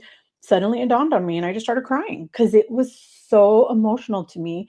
I'm 44 years old. I've never been able to have that conversation with anybody ever. Not my mother, not my doctor, not anybody could have that conversation with me without me going into a panic attack. Yeah, no, and it's understandable because a lot of like weight loss is very intimate to some of us, and there's a lot of emotions that come through it, especially if you have been obese for ever. Mhm. Yeah, no, it's tough for a lot of us to talk about. I know me personally, like I've had both ends of the spectrums. When I was pregnant, nobody knew I was pregnant because I was just big. And Mhm. I remember I was pregnant at the same time my sister-in-law was pregnant. My sister-in-law honestly probably weighs the same amount as my husband. You know, they're in the 120s, 130s. And everybody knew she was pregnant at 4 months. I was 6 months pregnant. And people were like, "Oh, you're pregnant?" And I'm like, "Yeah, I'm 6 months pregnant." And they're like, "Oh, well, congratulations. Sorry I didn't, see that." Even up till I was 8 months pregnant, when I had my daughter, they're like, "Oh, okay. You had a baby. That's cool." There was no real congratulations. And even after I Mhm. lost 100 pounds, my husband's like, "I think I see it now." But because he saw me every single day, he was like me. I would look in the mirror and still see a 350-pound person. I didn't see the difference. It wasn't I until don't I think was, anybody noticed after I had lost 120 pounds. I don't think anybody noticed. I think it took probably 175 pounds before somebody started noticing, before yep. my neighbors started telling me things. And I was like, one neighbor told me I thought David was having an affair. Ah, not the affair, She honey. did. She told me, I was coming over here to tell you I've been seeing him with another girl, all this stuff. And it was me that she was seeing. And she didn't notice. She didn't know because she hadn't seen me. Because I go outside. I don't check the mail. For what? I work in the house. I don't leave my Yeah. house. And she just didn't see me for a while. And she was like, I was going to come over here and tell you that I thought he was having an affair. Oh my But it was gosh. me. And I was like, thanks, I think. He said thanks. I guess that's cute and funny and not funny at the same time. I totally get that because I took a picture with my husband the other day, Mhm. and it was his. I think it was one of his family members. Was like, "Who's that standing next to you?" He's like, Felicia," and then he was like, "Oh my gosh, I you told didn't notice. Mhm. Makes you sense. told me she lost weight, but I didn't know it was that much." And I'm like, "Oh yeah, thank you." So Day says seeking dopamine hits from food, shopping, etc. Need to figure out the noise and how to redirect it without with or without it. The tool inner work is Mhm. necessary for all of us. Yes, I have heard. I heard it first in this community where people were having transfer fixations, and I was like, "Oh, that's what I'm experiencing right now." So Yeah, it's yes, a big, big deal in weight loss surgery communities. yes, Doctors will tell you when you're going for your bariatric consultations, they tell you the first thing they tell you is be very, very, very careful, especially with alcohol.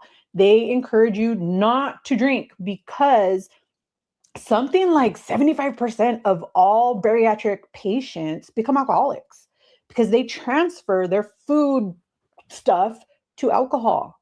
they do. And it's a very, very, very like thin line we got to skate with It's a these things. huge thin line, and it is It is. unfortunate because that's all they can truly stomach. And it's like the Mhm. research I did behind it. I mean, if you've ever researched it, it blows my mind. And obviously, there are tons of success stories. And Mhm. blessings to you if you have done the work and you have taken your therapy seriously, because most of them have to do therapy before they're even considered for the surgery. Blessings to you. You know what I mean? You made it out the other end, but for a lot, 70% is a lot of percent. It is. It's a lot. And I don't know the number off the top of my head, but it's somewhere around It it's is a lot. high. It's a Yeah, high number. it It's is. definitely more than 50%, 100% more than 50. But I can't remember the number. I think it's 70, 75, even pushing probably in the 80s. It's very, very high. I can't off the top of my head remember, but it is high. Yeah. To the point, like, that's what we know. Like, just off of not Yeah, even to the researching it. point where doctors warn you. They warn They, you. they do warn you.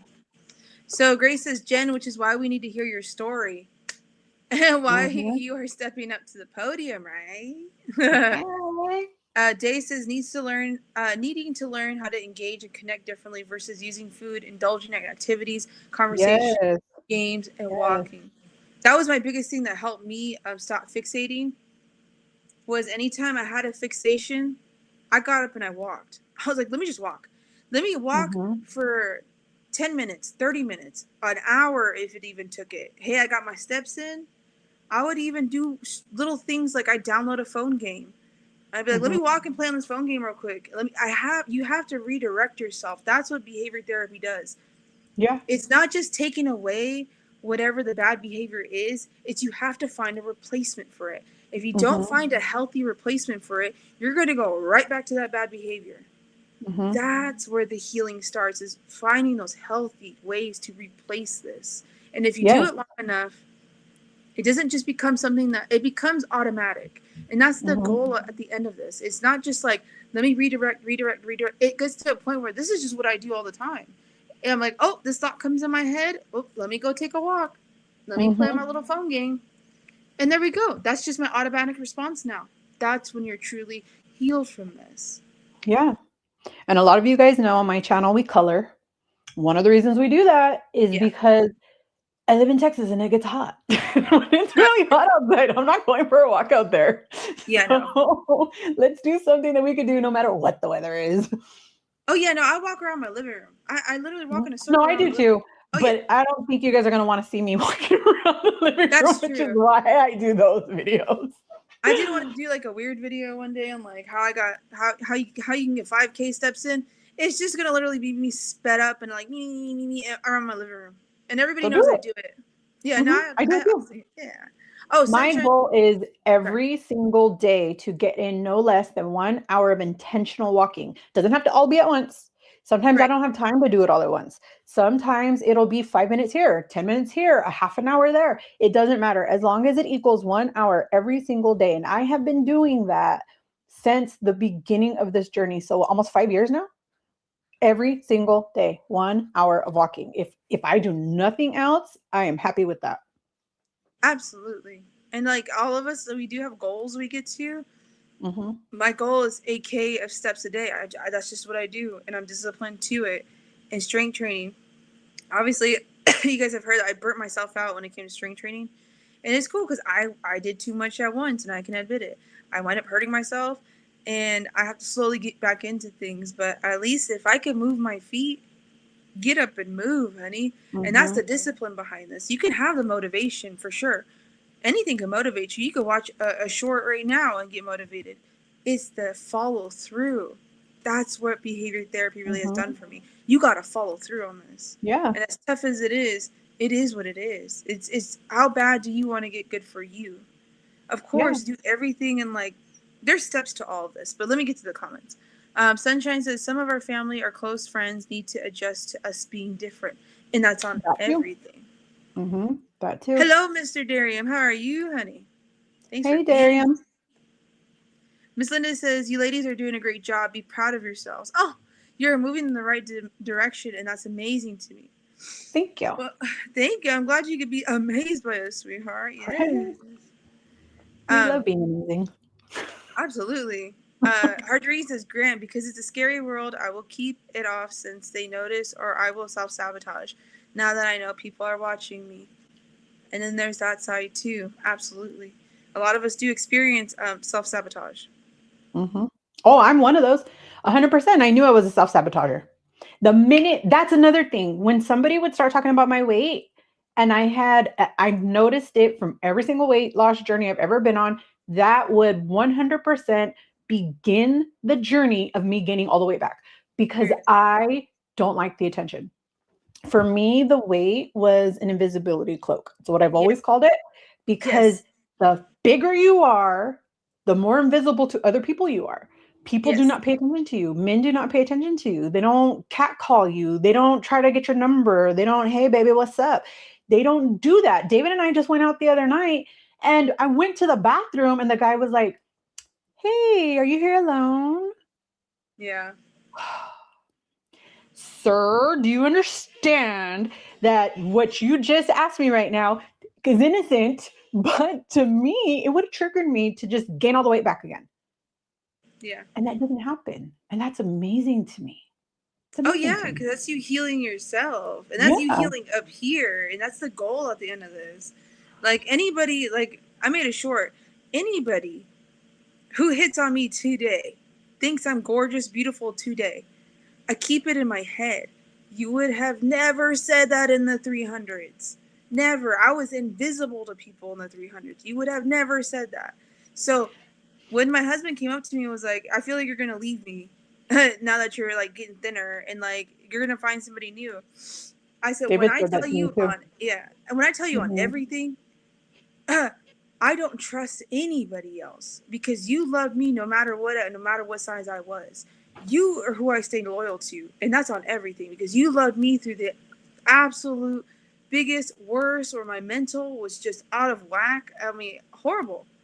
You love me, not this guy telling me like, "Oh my gosh, hey gorgeous, boy, bye." If you weren't saying gorgeous to me at 300, I don't need to hear it. See, I used to think that too. And David corrected me one day. He was like, we used to go out all the time, every size you were at. Men always would buy you drinks. Men always talked to you. I said, he said, it doesn't matter what you interpreted what they were There's that doing. too, yeah. They were still doing it. You just didn't notice. And I was like, well, good thing I didn't notice. Right. It's like, I man, probably would have left you. Just kidding. even if I was getting hit on in the threes, it was like, trust me, I wasn't checking for you. Like, I already was in love. I already was where I was. Like, Like, I'm I didn't good. even notice. I I had didn't no notice. idea. And there's sometimes where we do have flirty personalities. I mean, I know sometimes I have a flirty personality. I don't mean to. Sometimes, especially the opposite gender, they do take it as something else. And it's When you like, pay attention to somebody, they take it like you're just trying to come on to them, and it's like, bro, I'm just saying hello. yeah, I'm just being nice. But that's with any size of, that's a whole different Mhm. topic. Sunshine said we're changing inside and out, setting boundaries, and making decisions to make ourselves show up on the priority list. Yes. I've never in my entire life put me first, ever, not once. Not a Ever. single time in my life have I done that. And now I need to come first. I have to. Oh, But I yeah. also don't have kids that have to come first. So, And that's okay. I mean, a lot of us that do have kids, we do have to put ourselves first because we have to be able to be healthy to take care of our children. no, I agree. Oh, Mhm. yeah. And it's okay. And like a lot of us, yeah, like I could get very emotional talking about how I never put myself first. Yeah. But we are fine. Do we all freeze or just Felicia? Can anybody tell me if we all froze or just Felicia? You guys, I see Harji said that Felicia's wearing her bracelet. Mine broke. I need to buy a new one. And I'm so sad. Is it everybody? Hold on. Let me see if I could pull it up. Just Felicia? Okay. Well, then I guess I'll take over while we wait for Felicia to unfreeze. But Harji says 270 pounds. She's lost everyone. You guys, I am not politically correct. I've said this over and over and over. If you guys have ever watched me, I will tell you I'm not politically correct. I say things that offend people. And I don't mean to, but it's just reality for me. You know what I mean? But yes, I've lost an entire fat person and I'm still a fat person who is still working on it. But soon enough, soon enough. So I don't know where does anybody have any questions while Felicia is missing? I'm guessing. Oh, there she is. Hi, I'm Felicia. sorry. My It's okay. bad. Not me. My internet be living to kicking me off all the time. It says, It's "Hey, okay. you wanna get kicked off?" Perfect time right now. It's all right. I know how to talk. I keep them talking. Don't worry. I know how to distract people. It will not let me go back up to the all the way up the chat. So I It's am okay. stuck at where I'm at. Okay. So sorry if I missed any comments because it will only let me see like so far Well, there now. were no other questions up there Okay. as far as I saw. But if anybody has questions, please feel free to throw them in. Um, I don't know if I'm gonna see if I can go back up and see anything, but I don't think so. Okay. Yeah. Can you see? Because it only lets me see like kind of probably where it froze, and then that's it. Okay, Alonda asked, Felicia, do you still stop breathing in your sleep? Not anymore. I got the sleep study done. Um, so I went to my doctor in October. I was sick, and I wasn't even talking about not breathing in my sleep. But when she did mention like, do you breathe in your sleep? I was like, no. She's like, oh, you need to go get a sleep study done. That was in October, and I wasn't able to get the sleep study done until like April. By then, I had lost 70 pounds, and so they're like, yeah, you don't have sleep apnea. And I was like, oh, wonderful. But now I'm not covered because of that. I can't get no real Zepbound because I don't have the diagnosis of sleep apnea, Yeah, which but is, you might not have been able to anyways because a true. lot of insurances aren't covering Zepbound for obstructive sleep apnea. And that's really unfortunate because, yeah, no, but thank God. I mean, I just thank God that I could breathe again. And because when you don't breathe in your sleep, you tend to get horrid brain fog. I was undiagnosed for many, many years. Yes, many years with I wasn't getting enough oxygen to my brain, and it was causing severe brain fog to where I was forgetting. I mean, even till this day, I still have a lot of brain fog. I just try to push through it, but I will forget a lot of the things I am saying, like mid sentence, because Mhm. there is some damage that has been done, and like my brain has to heal itself from it because it's not permanent. But I do see a neurologist for it, and there's like this like gray matter that is trying to grow back, and it's getting better Mhm. and better. But yeah, thank you, Miss Alonda. Gray says roughly 40 to 60% of children with obesity will continue to have obesity in adulthood. And that's a high statistic. That is a high statistic for sure. Nicole says, hey, oh, hello, Stash Cash. If you were in here, I appreciate you being here, sweetheart. Thank you. Miss Nikki said, I was a skinny kid. My issues with food and weight came after I started having kids. Yes, and a lot of people, pregnancy will be Hormonal that. changes. Hormonal changes. Just like a lot of Mhm. women will experience things like postpartum, the psychosis, they'll experience a lot of different things. So when it Mhm. comes to weight, absolutely. For me, I think it was like after having my daughter, that's what pushed me to get to the higher threes for sure. I wasn't losing after that.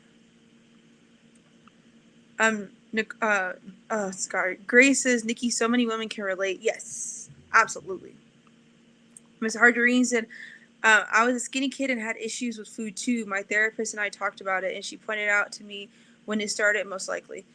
And there's that too. There's absolutely that too. Where like I have seen some people that have been in the 100s and they suffered with food noise too. It's just their bodies were able to handle it, I guess, at a younger age.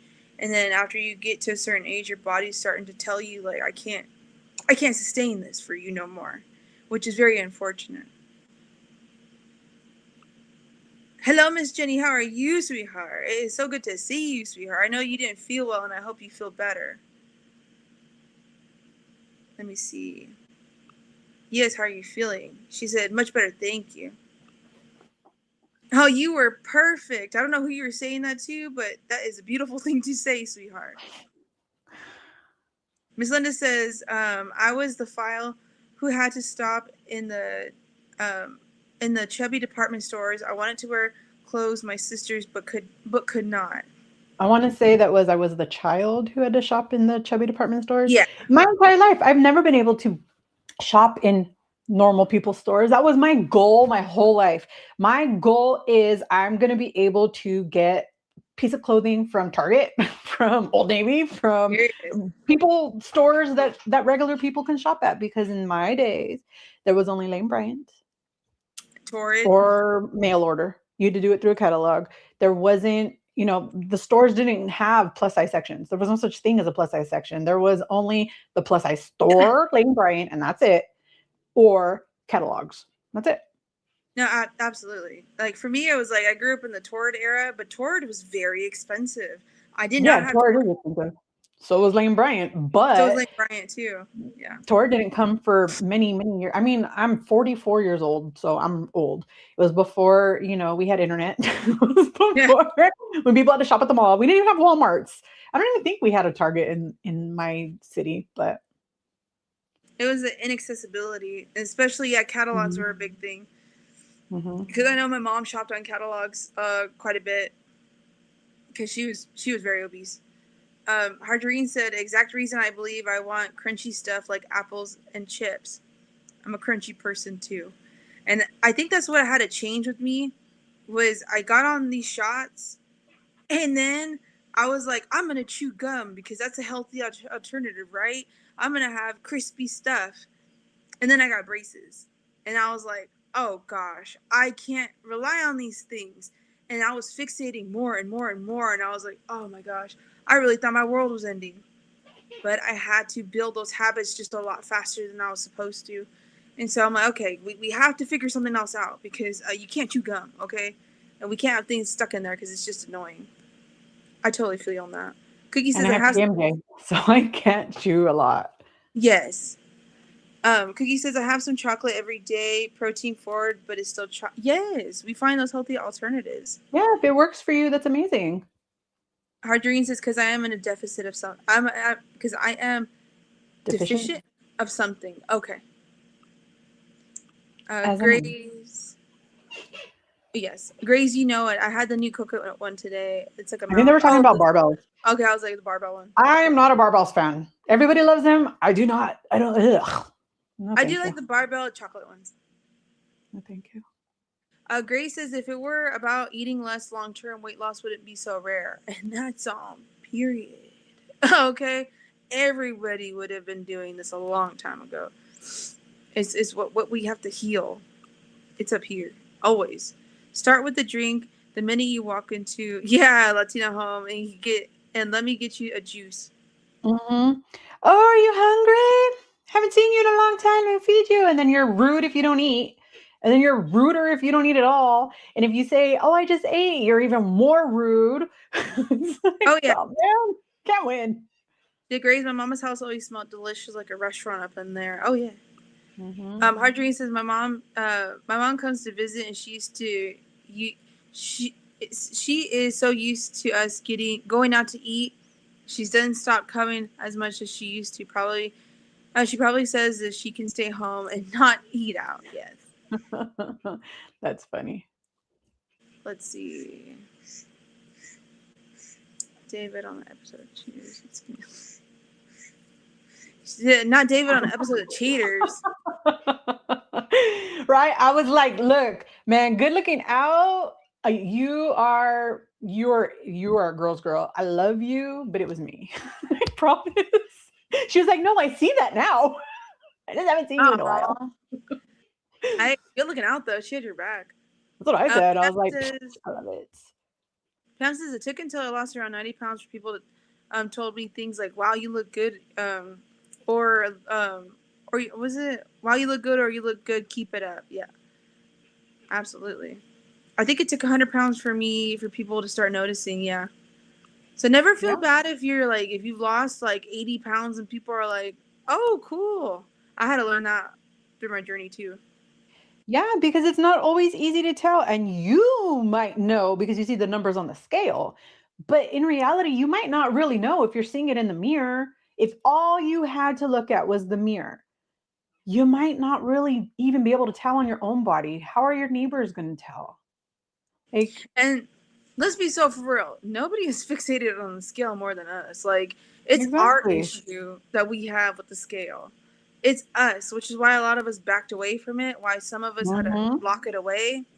Why some of us had to limit ourselves or put a boundary on it. Because nobody's checking for us but us. So it's up to us to heal us. I also wondered if my neighbor thinks that my husband remarried or if I have cancer. Not the cancer. Aw, how sad.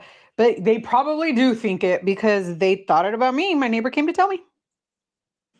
Oh, okay. Miss Nikki says, yes, I had to deal with that also, Delilah. Once I finally realized I used my weight to hide from the attention of men. Mm-hmm. And that's a hard one to deal with, but I'm grateful that you've dealt with it or recognized it, that you've recognized it so that you can deal with it because it's not easy to deal with things that we don't know are happening. Absolutely. Okay, be careful. Okay, let me see. I hear you, and my heart goes out to you, Miss Nikki. Weight can be a shield or reflection of deep pain and trauma. That's why we have to get some help. And I know a lot of people don't like to hear that because a lot of people don't have good experiences when it comes to therapy. I also hear that too. Mm-hmm. All Felicia was her bracelet on. I lost mine. Oh yeah, I still. If you guys don't You know, lost it. Hardreen lost it, not me. I know. Oh, But Hardreen, I have to buy me a new one anyway. So you and me, baby girl, we're gonna get one. Delilah actually gave me this bracelet, and I never took it off. It has Mine a cross. busted. Just Felicia. Yes, just FMB. Oh yeah, it was me when I cut off. G says, great job, ladies. Oh, thank you. Thank you. Thank you. You're back. Yeah, my bad. My internet loves to cut me off. Jenny says, it can lead to so many serious problems down the line. Happy that's cleared up for you, FMV. Thank you. And I appreciate that. Yeah, sleep apnea was scary. Like, this is me more than 100 pounds down. I look the flipping same. And it's just reality. I'm probably close to maybe almost 200 pounds down here. Oh, I wow. look the same. Maybe the position's different, but again, I didn't take a lot of pictures. No, like, I mean, for us, because we fixate and see things in different people, I could see the belly is it was smaller. I could definitely see that. Like, just seeing but it. Not enough to be like, oh, that's almost 100, 150 pounds. No, yeah. No. And that's a weird, embarrassing part, too, of like, that's a video I do want to make of being like, I lost all this weight, still obese. Like, you know what I mean? Like, it's tough. It's tough when you've gotten to a certain amount of weight or you've lost a certain amount of weight. And then to say, like, my weight's not budging, I've plateaued. Or, hey, I'm still obese, honey. Like, it's like, it's still a kick in the end. And a lot of us, too, like, we have a certain goal weight when it comes to certain things. Like, my goal weight, it always fluctuates. It's never going to be the same. Like, Delilah is, like, dead set on her goal weight, and that's wonderful. You know what I mean? I know her But I wasn't for many years. Okay. Do you want to talk about that? But goal weight? For many years, I didn't want to put a weight. I just said, I'll know it when I get there. I just want to feel better. My first goal was I just wanted to fit into normal people clothes. Right. You know, I didn't want to shop in the extra plus size store. I just wanted to shop in the regular old store, you know? And then I realized that the stores were getting bigger and bigger and bigger in their sizes. And I said, okay, we're at that goal, but I'm still 400 pounds. So something has to change. And so things you know, escalated. And eventually I talked to my therapist and she was like, maybe you just need to set an actual goal. And I was like, maybe so. So I did. And I have a goal of between 125 and 135. I'm only 5'2". I'm only 5'2". 125 to 135. I settled on a 10-pound range because I just needed it. At first, I was like, okay, so my goal is going to be I'm going to lose 250 pounds. Yes. Then I lost 200 pounds, and I was like, son of a gun, I'm still very overweight. I can't just stop at 200 pounds. So then I had to add 50 pounds. So then it was 250 pounds. And then it was 300 pounds. And then I was like, yeah, it's going to have to be 350 pounds. Okay. So then I just stopped doing that. And I just finally settled on, okay, talk to my doctor, talk to my nutritionist. They said, we think you can get to this. So that's where I landed. I think for me, it was like my first goal weight being 212 because that's the lowest adult weight I've ever been. And I reached it. Did not think I could surpass it. And I definitely have. You know, and then it's like the mental game of me getting to the Wonderland. I didn't think it was possible, so I never thought about it. To be real, I just really never thought about it. No, I understand that because that was, I think my biggest thing was I got to stop being delusional and live in the real world because reality exists. But I could. When my lowest adult weight was 235 pounds. You guys know when I got there, I cried. It was unreal to me. When I seen it, I was like, I couldn't comprehend that I was there. Yeah. And now I've moved past that and I'm like, it's new territory. It's really hard. Yeah, it's hard. Because for me, reaching 212 wasn't just a number. It was facing who I used to be. That's facing who it's not just like, oh, I'm back here and I didn't know I could do it and I've done it. It's like 10 years ago, I was a different person. And I have changed so much. And to process that was to process who I literally used to be. And that was the mental game of it. And I guess the Wonderland, I don't remember being in Wonderland. I don't. I have been big for a long. The last time I remember being in Wonderland, I was 149 in the 5th grade. That's the last time I ever stepped on a scale. Besides in my teenage years, I was always 270. I was always 270 all throughout high school. And then I was 270 in my younger adult years. And then it wasn't until 2015 where I got to 212. But like that was through something that was like extreme cardio and all of that business. But like I don't know what it's like to be in Wonderland, because the 200s have also kept me so safe, so happy for so long. Because I was okay being in the 270s. I was fine. I mean, mentally, maybe I wasn't, but I was comfortable. There you go. I was very But you comfortable. thought you were. You That's who I thought thought you I were. was. Yeah, that's who I thought I was. So to get to Wonderland, it's going to be another emotional roller coaster, because it's to me like, Yeah. I don't know what it's like to be here. I don't know what it's like to step on this scale and to see the 100s. It's intimidating. It's kind of overwhelming. But once I get there, I know one of my goal weights is to get to 180, but I'm not going to stop my body from losing weight either. I can maintain 180, sure. But what if my body wants to keep going down? I have to accept that too. And I also have to accept the fact that there is a lot of loose skin that goes along with it. I can't let loose skin be the reason that I'm fearing of getting even lower and lower. Because to get to my BMI, oh my bad, but to get to my BMI, that's 200 pounds down. And that's a big number to say out loud, you know what I mean? And I don't know what I'm going to look like. I know. I don't know what it's going to look like. I don't know what it's going to feel like. But a lot of people don't have 200 pounds to lose. And I have to realize that too. Mm-hmm. Let me go on that. They don't. Grace says, are you both out of plus sizes? No. Honestly, I could fit into a large. It's a lot. This right here, this is a 3X. The shirt underneath it is a 2X. The shirt underneath that is a 2X. What flipping shirts are you wearing? I wear 3 shirts because I'm so used to being covered up. That's my comfort. I don't really like showing my body, and I never have. And you know what I mean? And I'm comfortable like that. Like I always wear long sleeves, not because of like, loose skin of it all. It's just, that's how I've always been. And maybe I have to get out of my comfort zone when it comes to that. But am I ready for that right now? Nah. Am I ready to buy smaller clothes? I have to. Definitely. Oh, I'm not. Things, yeah.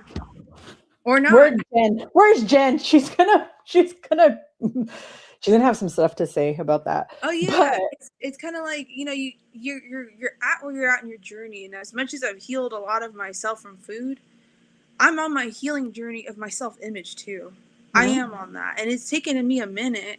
And I know there are some people like, man, you wear big clothes. Yeah, I'm still comfortable in my big clothes, but do I look ridiculous in 4Xs? Yes, I don't wear the 4Xs no more. Does it pain me to lose those clothes because they're very expensive? Nobody talks about how expensive 4X clothes are, okay? They're expensive, honey. Go ahead. I still wear them too. Yeah, I wear them to go to bed. I'm like, hey. No, I wear them outside. Oh, you do? Yeah, I still wear my gigantic shorts and they fall off of me all the time. And I don't care. You know why? Because I don't have the mental capacity to go and purchase clothes right now. I just don't. Me too. And that's like, man, I wish people would understand that. Maybe people understand that. Oh, Johnny said, very good live. You don't look the same to me. Oh, I could tell from the pics. Shani says you don't look the same, honey. You look different. In her eyes. That's her truth, and you can't take it away from her. Coach Mean Green, sweetheart. Hello, sweetheart. How are you? Thanks for being here, sweetheart. Hi. Because we don't see ourselves the same way others do, and that's true. Sometimes it does take an outside perspective to tell me, like, Felicia, stop wearing that big old sweater, girl. And I'm like, I'm sorry. It's so comfortable to me. And a lot of the clothes, like summer's coming up right now, right? Well, I don't think it's just about physical comfort. What do you think? And that's part of the thing that a lot of us need to understand, that it's not just about physical comfort. It's about the mental comfort too. It's hard to lose massive amounts of weight and like really process it. Yeah. It's because we are on a rapid weight loss journey versus like somebody who isn't. I know bariatric patients actually experience this the most, where it is very rapid. And we're like trying to catch up with ourselves super duper fast. And it's like, I remember Delilah saying that it wasn't dysmorphia. It was image lag. Yep, My body brain image lag. very lagged on what I Hmm. actually look like. Now, when I'm on camera, I can see this. I ain't never had a jawline a day in my life. I can see that. But no clothes in front of a mirror, I still see myself. I still see the reality of who I am. I just see a lot more loose skin, and that's what I'm dealing with right now too. It was like, dang, yeah, I want to wear tighter clothes, but like sometimes I fit things on the torso, but the arms won't go through because there's a lot of loose skin, honey. It's tough. It's tougher to shop, and I know like for some people they're like, just get the surgery and whatnot, but like that's also a financial thing I have to go through, and I don't have the finances for it right now, and that's understandable. And sometimes I don't have the finances to buy new clothes. And You there's know? that too. And there's that too. We're not all in a position to have all this extra money to do things. For me, I understand what it means that my medication cost me $30 every month, right? I understand that people pay far more than that, but for me, $30 was a lot of Yeah. money. You guys have to remember, I was not working for almost 2 years of this journey Yeah. because I kept getting sick. I was literally bleeding to death. I had to get 2 surgeries in just a matter of a few months. I was physically dying, like for real, and I Yeah. couldn't work. And because I couldn't work, I wasn't having an income. So $30 every single month was That's a not lot. easy.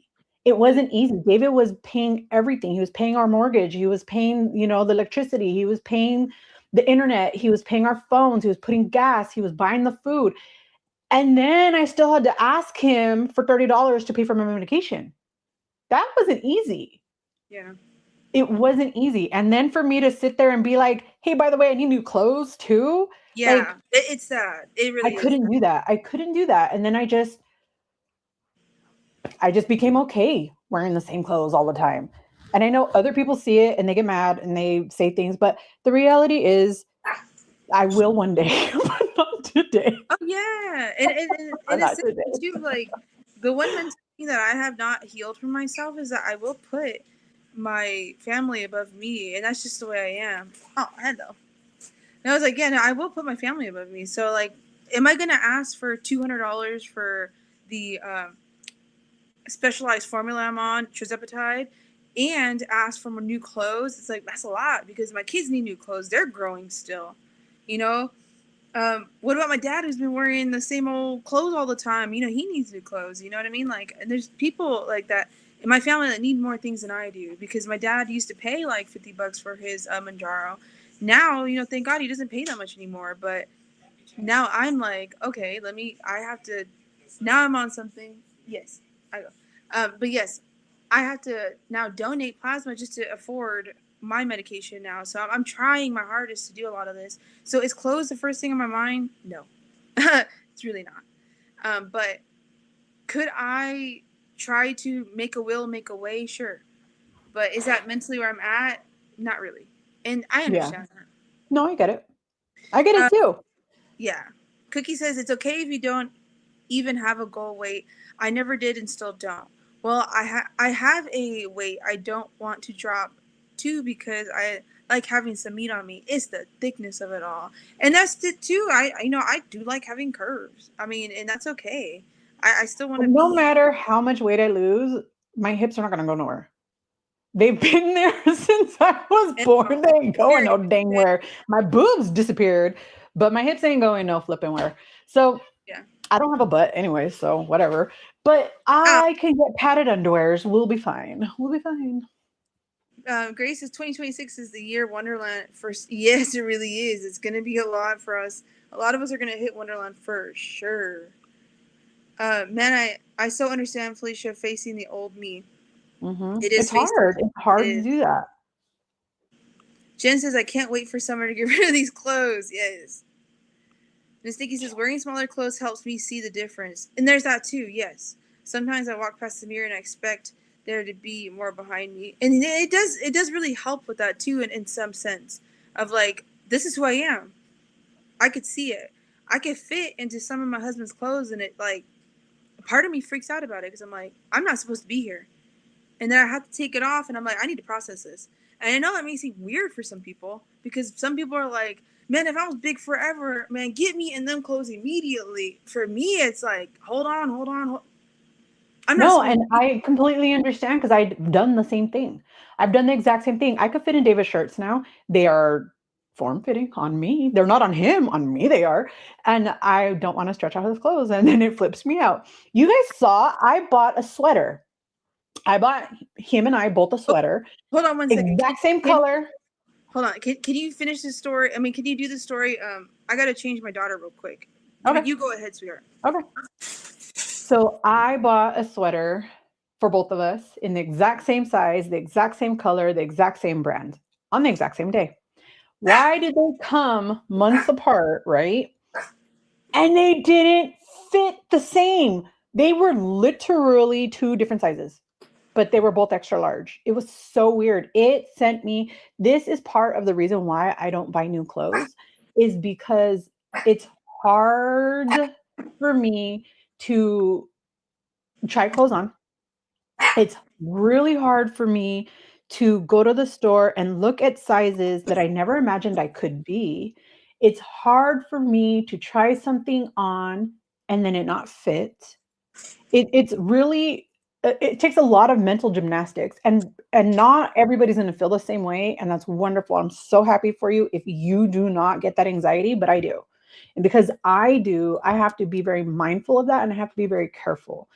So for me to buy these sweaters, try one on and it fit perfectly fine, and then I try the other one on and it doesn't fit. It doesn't even go down my hips, and I'm like flipping out.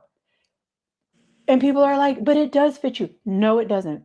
No, it doesn't. It doesn't even go down my hips. I don't even know if I still have that picture. Made a whole video all about it because it really just broke my heart. But it is what it is, you know? And we are all going to have our different struggles and we're all going to like go through different things, but for me, it was really difficult. Really, really difficult. And I know not everybody's going to understand that, but it's not easy for all of us. So people look at me and they're like, you know, you really need to do this different. You really need to do that different. But to mentally process it sometimes is not at all easy. I'm looking for the picture of the sweaters just so I could show you guys what it looked like, but I can't find it. Um, but it's just not easy. I don't know.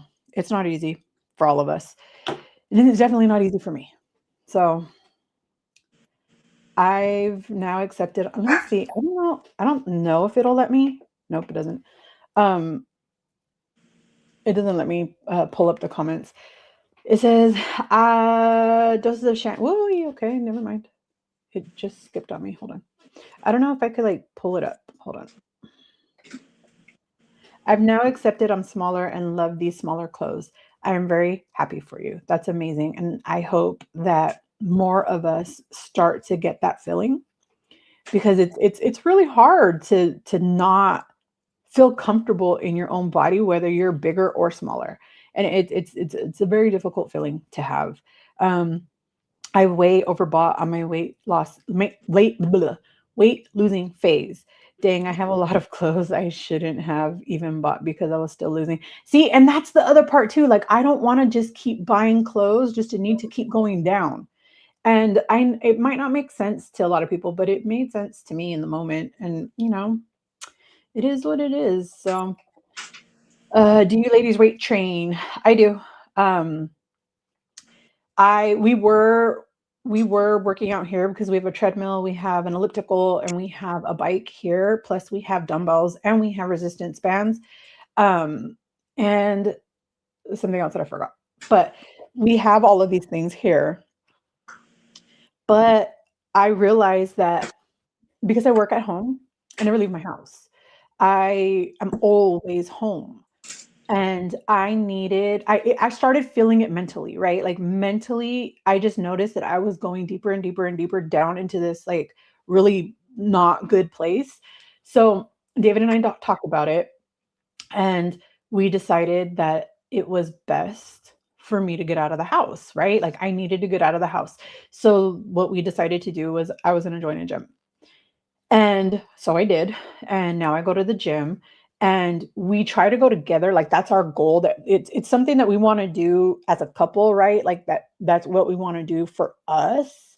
But it's also something that we're doing for our individual selves, right? Like cuz it's for both of our individual health, but it is also something that we can work on together so that we have just another thing to like keep us bonded. I don't know how to explain it, but in my brain says that it's a really great thing for us to do Okay, but together, but yeah, no problem. But also to do apart. I don't know if that makes sense. But I went today to a personal training session and he whooped my butt. I never imagined I was going to be there for 2 hours. But yes, I do. But I also do have I have some medical conditions that do restrict the kind of things that I can do.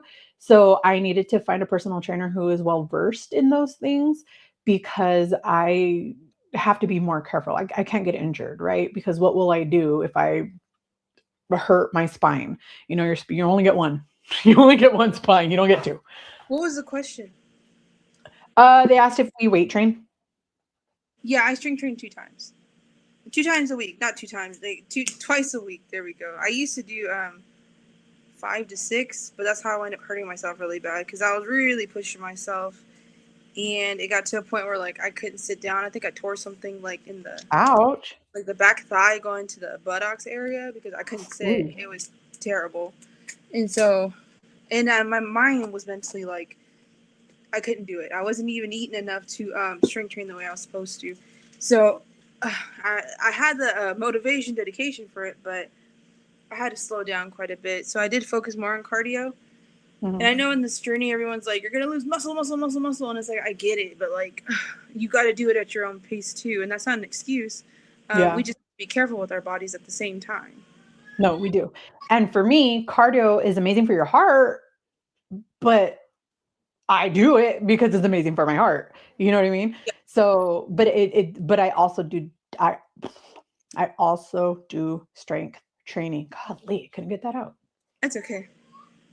Where on the question did you, where was it? Next after that is Jenny Inspire. I feel you, Cookie, trying not to do that. Oh, about buying overbuying while you're in the weight loss phase of clothing.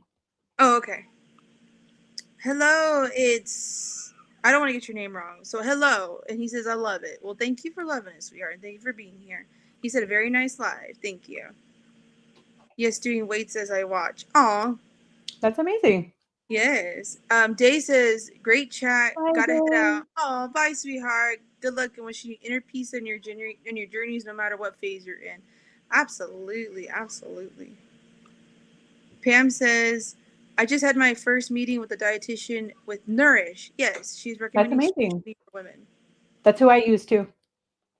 Yeah, I've never used the Nourish, or I think there's Noom, or there's another one too, but There's I've a heard. lot of them. I use Noom now because it's who my employer pays for.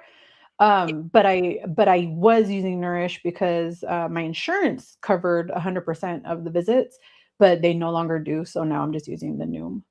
Yeah, like my insurance will cover just about everything but the medication. So I do have a dietitian. I still have my weight loss doctor. I still have a lot of things. I got to see my weight loss doctor at the end of this month just to talk over and see what's gonna be like other options and stuff. And Mhm. I am suffering from that.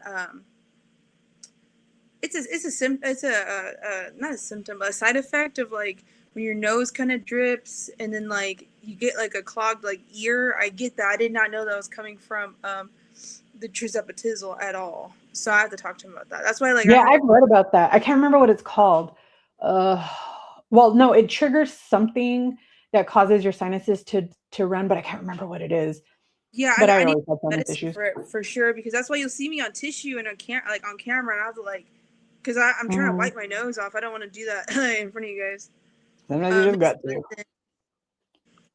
Shani says, Coach, I train, and one of these days I'll have to come join your classes. Yes, I'm actually a member of Coach Mean Reen. She is wonderful. if you ever wanted to go check her out. She is and her page, she says she's a plus size, like, I wouldn't say like a trainer, but she does do wonderful exercises, wonderful way, and modifications too. So if you're not See, that's able to do amazing. something, yeah, if you're not able to do something, she'll definitely modify it for you, or just tell you a different way to do it. It's wonderful. She's a girl. Come to my free live workout classes too if you can. You can work out right at home. Yeah, definitely. Miss Pammy says, I think the RD told me 3 days a week for strength training, and they Zumba. And hey, Zumba can count for both cardio and strength. Yeah, oh my gosh. The first time I ever lost a ton of weight was through Zumba. Zumba my Yeah. heart out, honey. Yeah, my doctors also told me 3 times a week is the most ideal place to be for strength training. Um, Anything less is not enough. Anything more could be too much, Yeah. but 3 days a week is like the sweet spot. Yeah, I'm trying to get to the 3 days for sure. You I'll will. do. Yeah, You I'll will. definitely get there for sure.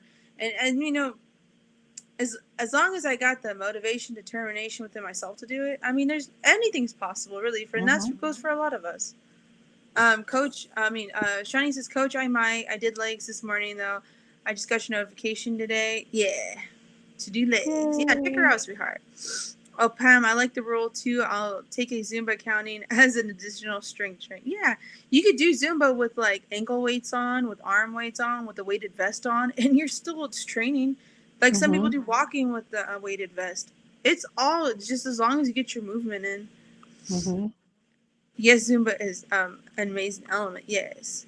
Uh, Miss Nikki, I know she's up in there with Miss Coach Mean Reen. Yes, I'll come in and join the work.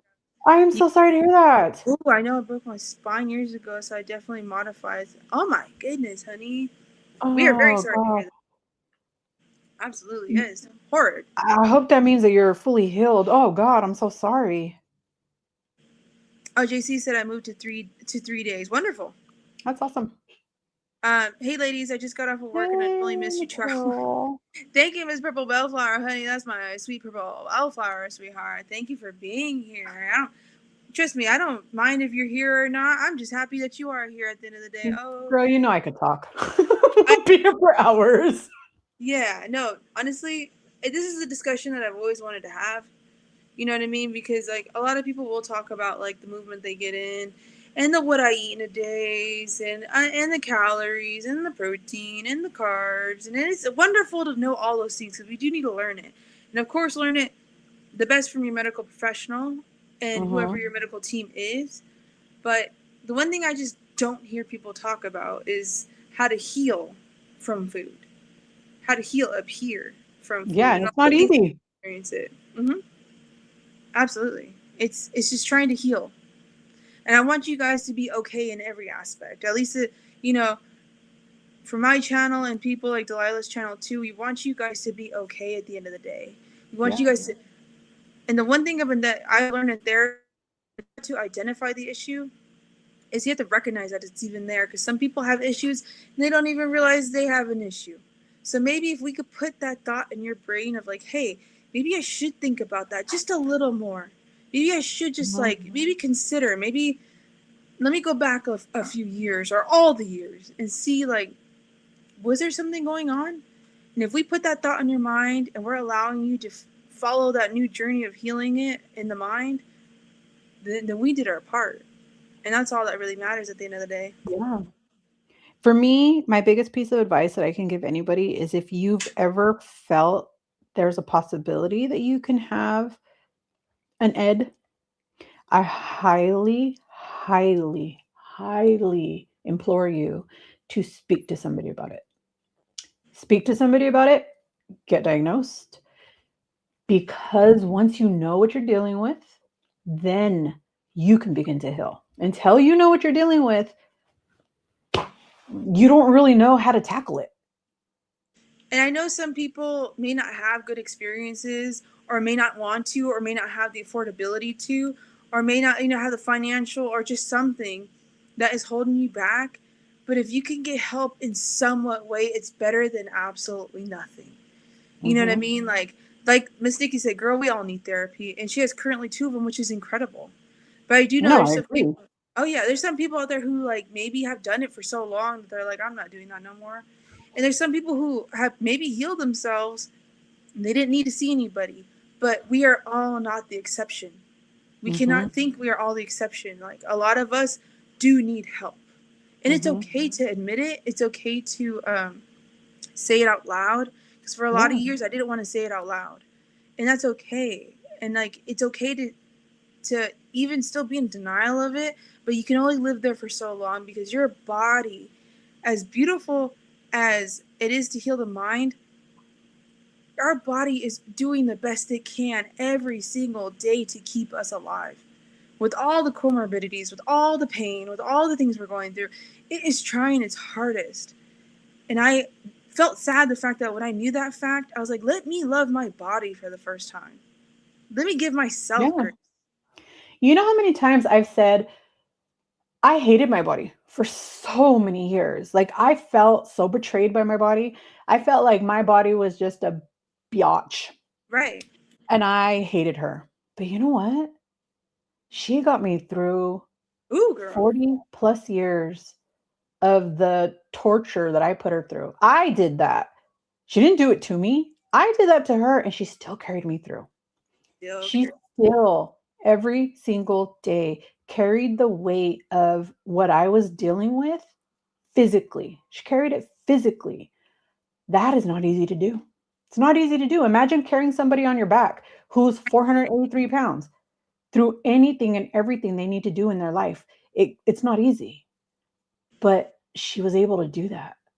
And now I can appreciate my body for what it is and stop blaming my body for the things that I was going through. Ooh, girl. I can get emotional on that because it's what it really is. It's beautiful. It's beautiful. It's sad. It's angry all at once because a lot of us did this to ourselves. We abused ourselves, and there's no other way to put it. We did. It is Mhm, tough to realize that a lot of the things we went through, it was us not dealing with us. A lot of us mhm, have had things that offspring to other things from things that we swept underneath the rug. mhm. And it's tough. And if people still want to say that we took a shot and it all followed into line, think what you want. But I am healing myself while you're judging me.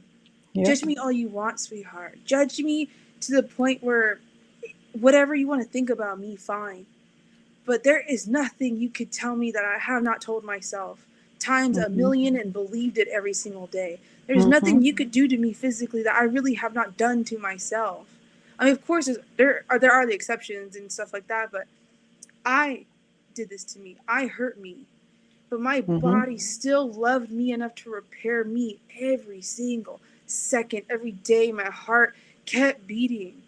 My body still functioned as Yeah, much as I wasn't even getting oxygen to even, my brain was still trying. That's the healing part of this when it comes yeah. physically.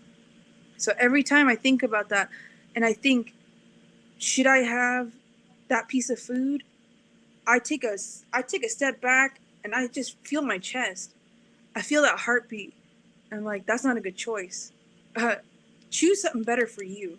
Because she's still Mhm. beating here. And whether you put all of that food in your mouth or not, she's still going to accept you, but let's be nice to her for the first time.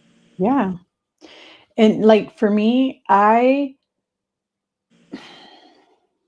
didn't know how to love myself, right? Right. I grew up my entire life just pouring into everybody else. Yeah. I grew up just believing I wasn't worthy. Right. And now that I'm an adult, and now that I only have me as a responsibility, I'm able to focus on healing me. Absolutely. That's that's a big deal, and not all of us can do that. But I really, really, really hope that you guys are working on that part too, because the medication's amazing. It does amazing things, but it True. doesn't do everything. It doesn't. And like that was my biggest hope throughout all of this. Throughout all this live, I knew I could come up here by myself and say it, but I knew I couldn't say it without somebody else's lived experience here too, because it's not just me doing this. It's so many people that don't even have a channel, that don't even have the courage to come up here, that are just starting. Yeah. We're doing this for them. We're doing this for even the people that have been on this journey for so long. And they're struggling, because we're all going to struggle one way or another. It's how we get through that. No, I agree. I started this channel because I had just moved to Texas. I don't have family here. I had coworkers who are friends, right? But I didn't know anybody here. True. And my entire life, I never felt supported in my journey with my family. So because it's my fault, because I couldn't talk about it, right? I couldn't have those discussions with people. But I thought there has to be other people like me out there. And I Right. needed to be accountable to somebody somewhere. And even if I couldn't talk to you in your face about it, I could sit here and make videos. And somebody somewhere is going to understand where I'm coming from, and maybe it'll help them too. Maybe Yes. it'll help them too. So that's why I started doing it. I did it because I needed accountability. And I hoped that somebody else who needed accountability would be able to find that with me. Yeah. And that's beautiful. That really is beautiful. And in some sense, it's beautiful, it's sad, and it's all the above, because you're just reaching out in a sense of like, it's almost like, I want to help you, but please, I want to help me too. Yeah. That is tough to do. And that is tough to do. That's why people do love the GLP-1 spaces, because we are pouring our hearts out. We are really trying to connect to people. We are trying to look at you and be like, I am you and you are me. We are just Yeah. not in the same timeline, or we are not in the same body, or we're not even in the same country or state. But hey, I see you and I understand you. Yeah. And that's all really any of us really want, is to connect, is to grow, is to just, that's why I say spread love. And the one thing that you'll find with me is that I tell you everything. Good, bad, ugly. You guys know it all. You know it all. And is it always a good thing? No. But I feel like we all struggle. Yeah. This journey isn't all about success. This journey isn't all about this non-scale victory, that non-scale victory. Sometimes it's about the weight gain. Sometimes it's about the backsliding into the old habits. Sometimes it's about the struggle. And I I don't play with that stuff. I will tell you guys.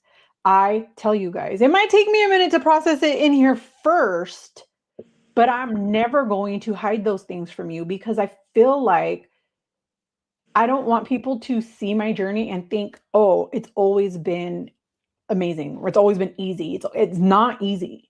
It's not easy. I don't think anybody's journey is easy, but I just want to help, and I can't help if I'm lying to you. I can't help if I'm withholding things from you. I can't. I can only help you if I'm telling you the good, the bad, and the ugly. And I think too, like Delilah is real and raw. And let's not like, that's the reason why I gravitated toward her channel. She's the one that really encouraged me. She was my first love letter out of any of my videos. If it wasn't for her being like, let's do this, I wouldn't have a channel. And that's to be honest, and that's giving her flowers again. But her being real and honest really helped me push myself out to be honest and everything else. And a lot of things in this community kind of like, I did want to share, I did want to put out there, I did want to show people, but then there's a lot of things that were like, I had to set my own boundaries. Mhm. I wasn't ready. I wasn't ready to share everything. And it wasn't until I already lost 100 pounds that I was ready to say something. Because weight loss Mhm. to me was very intimate. It was very like, I needed to do this for And me. it is. It is very intimate. It's an It is. emotional roller coaster. And it was just me trying to save myself from me in my own body, just to be Mhm. here a lot longer. And it's beautiful. And now I'm at a point where I am comfortable to say it out loud. And it's not because I got the confidence of 140 pounds down. I don't. I still don't have confidence. I still get like, weirded out when people are like, you're doing well, you're doing beautiful, because in my head, I'm still trying to get used to those words. Those words are foreign to me. And that's the mental process that I'm trying to go through. Not saying that I don't appreciate it, I just don't know how to handle verbal praise. And that stems from Mhm. way before this journey. So yeah, I'm ready now, but it was never because of the confidence of this weight loss or this medication. It's because I truly want to help. And I've always Yeah. wanted to spread love and I've always wanted to help. But this is my first step of helping, of being like, if I'm going to talk about how much I lost the weight, this is how I lost it. This right here. Healing that. Yeah, and it's a beautiful place to get to. And I'm so glad that you had your husband and your dad to have these Thank you. conversations with in person, and Yeah. you had that support at home. Yeah. I didn't. Yeah. And I know that there's somebody But out there like me who doesn't, which is exactly. why I chose from the beginning to share everything. Mm-hmm. Was because I know that there's somebody out there just like me. I know there is. And if I can reach just that one other person who's like me, I'm willing to. I don't want people Feel to alone. suffer the way that I did for so long. If I could catch somebody in their 20s, in their early teens, then That's who you want to help. yeah, like I just want to help people who have been through similar, you know? And even if they're just experiencing it now and they can learn from your mistakes, learn from my Mhm. mistakes, learn from when I fell from grace, learn from when I was horrible, learn from it all. Because Yeah, I just don't want you to experience it, which is a exactly. huge reason why I didn't want to share, because I didn't want people to feel the comparison. Because I've dealt with comparing myself to other people for sure. I didn't want you guys to feel bad because I didn't think I was going to be successful on this journey.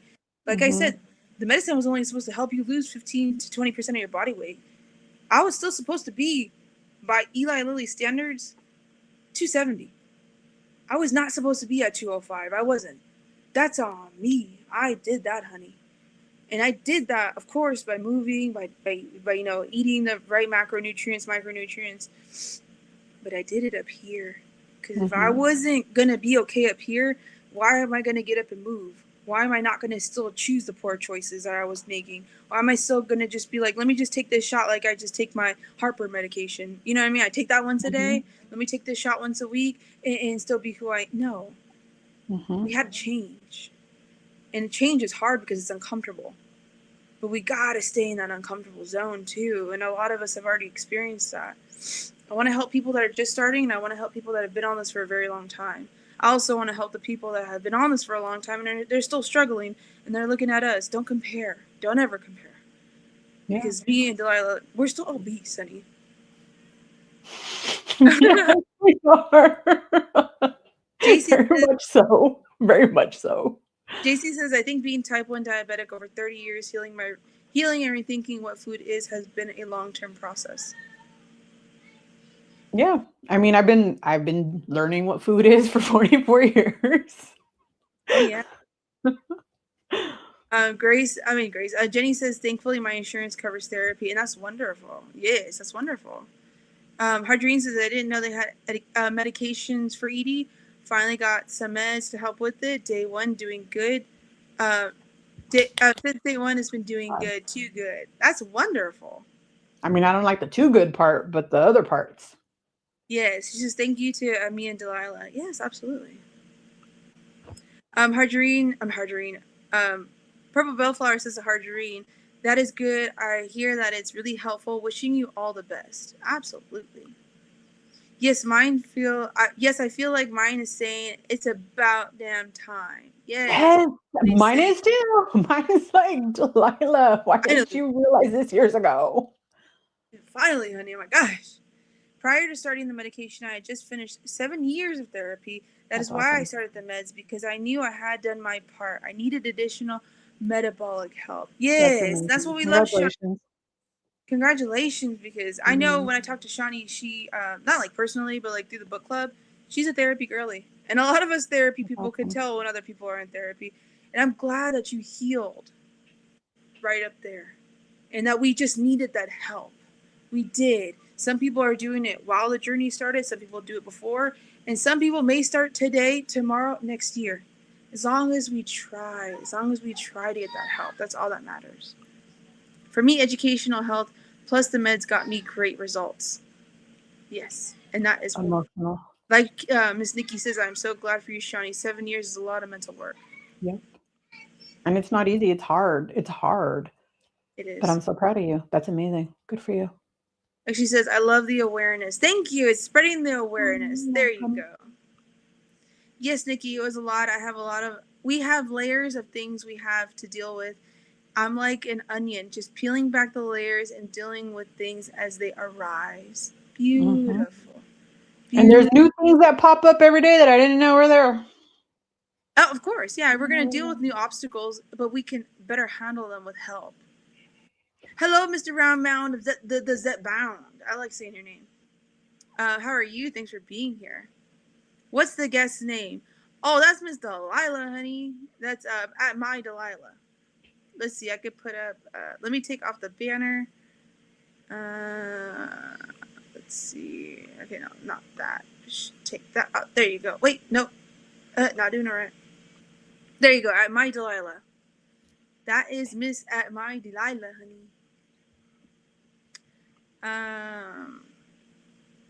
He says that Coach Mean Ring thinks there's a story behind it. Yes. Oh yeah, you already put the channel in there. Thank you. Thank you for the link. Thanks. Yes. And there's my channel, sweetheart. Yes. Let's see. All the great folks have come since I've stepped away. Hey peeps. Well, hello again, Mr. Darian. Everyone's saying hi to each other. Oh, Purple Bellflower always calls me Sweet Bee. Yes, love that. Thank you, sweetheart. She says, according to your new report, BMI and obesity is debatable. It obviously, yes, I can totally agree.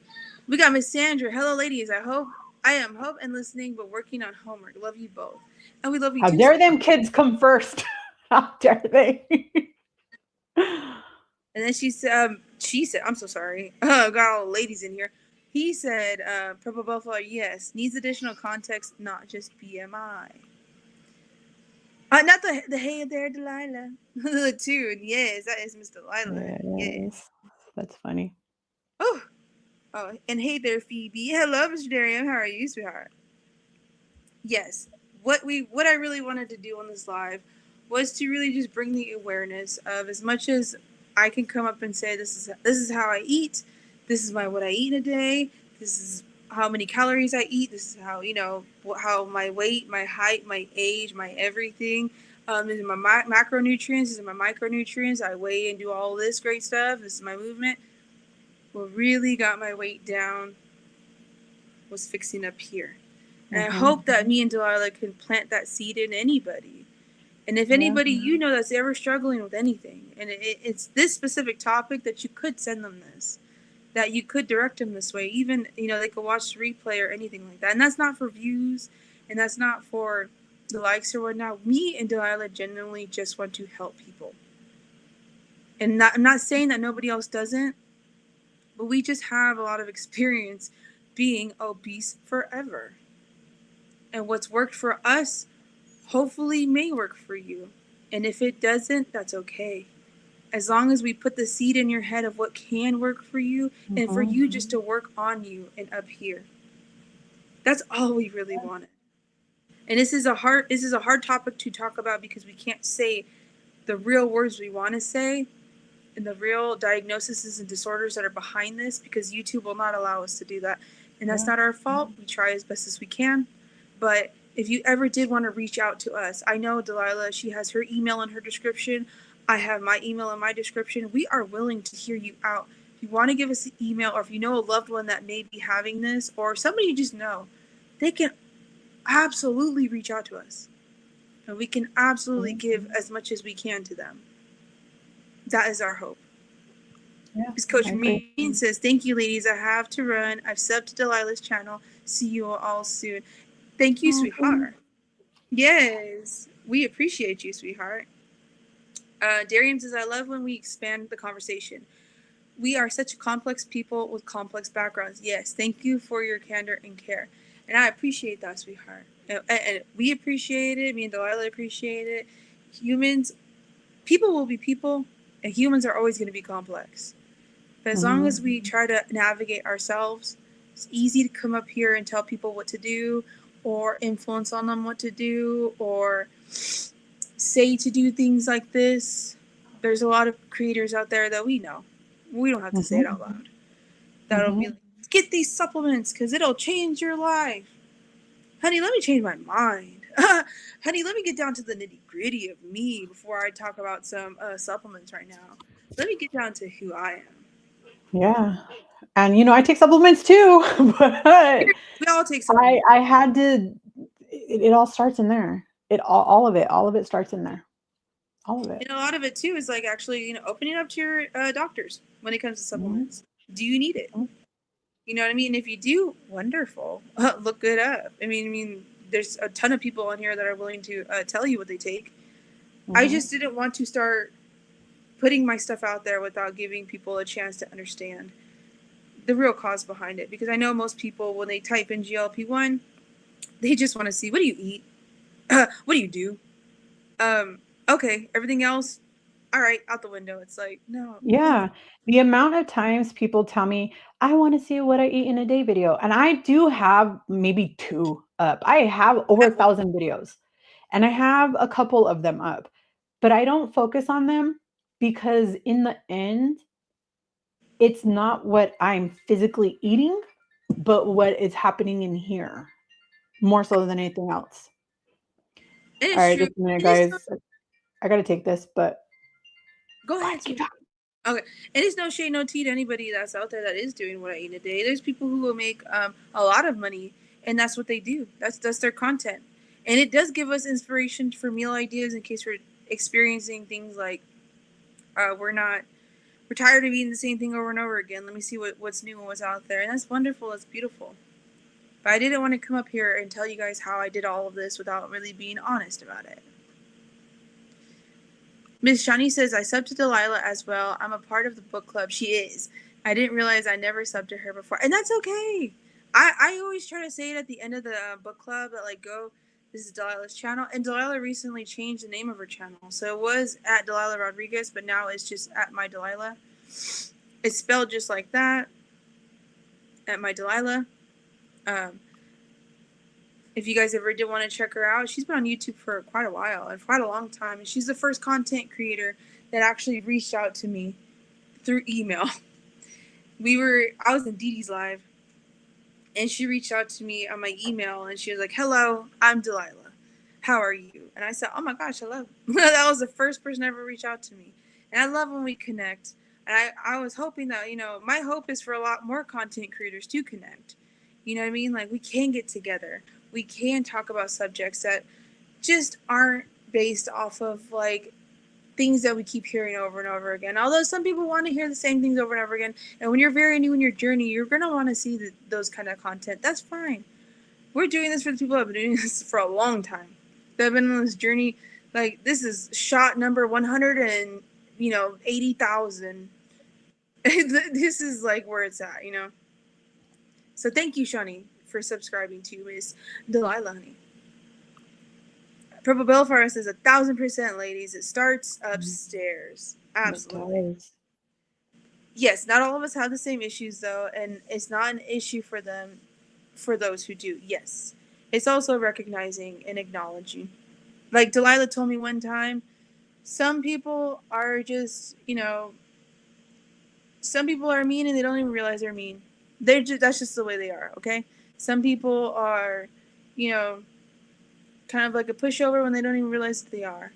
Some things we go through, we don't even realize we're going through, but it will take somebody else to show you. A lot of people don't have the time, they don't want to do it. They're just kind of like, well, if that person's that person, is what it is. Mhm. So that's also understandable. Miss Nikki says, good live, ladies. I have to run a class now. And you enjoy your class, sweetheart. Thank you so much. Yes, this is for those in the messy middle. Absolutely. That's Darium's, oh my gosh, not his newsletter. Subsection? I think that's what it's called. Correct Substack? me if I'm wrong. Yeah, but he has his own, like a website he puts, it's called The Messy Middle. And Miss Kim J, shout out to Miss Kim J all day. She reads it to me. Substack, there you go. She'll read it Substack. to me. Beautifully said. He has a lot of great information. Yes, if you We want to check love out. Darium. Oh yeah, no, Darium's amazing. Mhm. But thank you guys, and thank you guys for being here and for listening to us. It's been quite a bit of people in here, and we appreciate it. And I'm glad that, for all the struggles that you have had, Delilah, and that you are currently going through, I am glad that you have helped us. I'm glad that you have at least helped me grow and helped me get to a point where you've implanted some seeds in my head that have helped me heal in a lot of different ways. I'm not thankful that you've gone through the things that you have, because nobody wants to thank somebody for their trauma. But thank you for right? Like, thank you for like having the courage enough to come on here to help people like me that was very much vulnerable in the beginning stage of my journey. Thank you for that, sweetheart. Thank you Well, for thank being you for listening, and thank you for letting me, because not everybody wants to hear somebody encourage them to do something that is scary. They just want to hear, no, just do it when you're ready, whatever. But I'm not that person. I want to push you to do things that are outside of your comfort zone. I want to push you to do things that can only heal you. period. And that's on everything. And sometimes it's tough. It's tough to tell somebody that you're going to have to confront your demons. Mm-hmm. You are going to have to confront them. And it's okay, because you're not the first person to do it and you're not the last. Mm-hmm. But at least you don't have to be the person that's just not doing it at all. Exactly. So we got Darian says, you are all so generous. I appreciate the support for real. Aw. Thank Kim J. She reads your Substack to me like every night, like as if it's like a I didn't even know you had one. Now I have to go find it. Yeah. Yeah, he has a Substack. Somebody send me the link. I don't know what a Substack is, but I'll figure it out. Yes. Miss Hardreen said, thank you, ladies, for sharing, of course, and bringing us all together this evening, of course. And it's any time, really. Delilah told me that I can go live with her whenever I want, so. I've told Hardreen that too, many times. Hardreen too? Mm-hmm. Hardreen, yeah. Hardreen is funny because, like, I actually, like, have her personal information, but I never wanted to press send. I don't know why. I'm talking about, like, I want people to connect, and I'm too sitting here scared to connect. Hardreen, I gotta connect with you just to say hi, honey. Not for anything else. Be like, hey, girl, love you. Okay, bye. Well, I'm going to see you on Monday, my friend, and I'm super excited. And Sandra says, if you've come in late, like me, hit that like button. Oh, thank you. Thank you, Grace. Oh, yeah, she put the link up. Miss Linda McDuffie said this live was very informative and encouraging, ladies. I truly appreciate your both transparency and being a blessing to this community much. I thank you so much, Miss Linda. Miss Linda McDuffie. Let me put the Miss McDuffie behind that. Miss Linda McDuffie, thank you so much for even being here, sweetheart. I know that you came here through Kim J, and you love Kim J so much that you came over here to love me, and I appreciate you for that. Okay, love you much for that. Shawnee says your voices are needed in this community. Thank you, and I appreciate you, sweetheart. From 2 therapy girlies to 1 therapy girly. Okay, we appreciate you, sweetheart. Sure do. And then there's the Substack to the messy middle. Thank you, Grace, for being the best moderator. Okay, I'm signing up right now. I don't know what Substack is, and I didn't know. I have to sign up. You gotta sign up for I'll it. be right there, Darian. I promise. Like I said, I signed up for the Substack, but Kim J literally reads it to me at night like a bedtime story. It's so I'll go to cute. bed and I'll hear like, oh, in the compassion and the health, and I'm like, that's beautiful. Thank you. Like, it's just so sweet. Sorry, Darian, if you think that's weird, but we literally do that every night. Well, not every single night, but because Kim's gonna get on me and be like, "Don't tell that man I'll be doing that every single night." What are you talking about? Hardreen says, "Girl, bye." Girl, bye. That's why I gave you my number. I don't know why I'm so scared to be like, "How are you? Hi. Okay, bye." That's my anxiety. Okay. She said, "Connect away." I'm super excited too. You can support FMB growing her channel by watching her playlist. Thank you. And I appreciate that. Yes. If you guys want to support me, I'd love that too. And I'd appreciate it. Absolutely every time. She said too cute. One day I will hit that button and I will hit the call just to be hi. How are you? Love you. Need you. Gotta have you. Okay. Okay, you guys. I love you guys. Oh yes, please don't forget about the Sugar Talks with Paula Hardeen and Kim J Sweet Healthy Life tomorrow. They're going live at 9 o'clock Eastern Time, 8 o'clock Central Standard Time, and 6 o'clock Pacific Standard Time. Yes, Sugar Talks, Miss Paula Hardeen. Thank everybody for being here. I thank all of you guys for being here. I love you guys. And I will, of course, end my videos like I have ended all my videos. Please, don't ever forget to pollinate this world with love, joy, and kindness. And always, always choose kindness. Why? Because words alone can truly make somebody's day. Yay! Is there anything you want to say, Delilah, before we go? It's not my video, but I'm going to end it the way I end all of my videos. I like you guys, your digital hugs. That is okay. Yay! We love you guys. Thanks for being here, sweethearts. And it's the pickles and the bees for me. Yes. Thank you, Grace, for being incredible, honey. Love you guys. Yes, Miss Marjorie. See you later, sweethearts. Bye. I gotta hit this 2 times. Hold on. She said 2 times. Love you guys. Bye.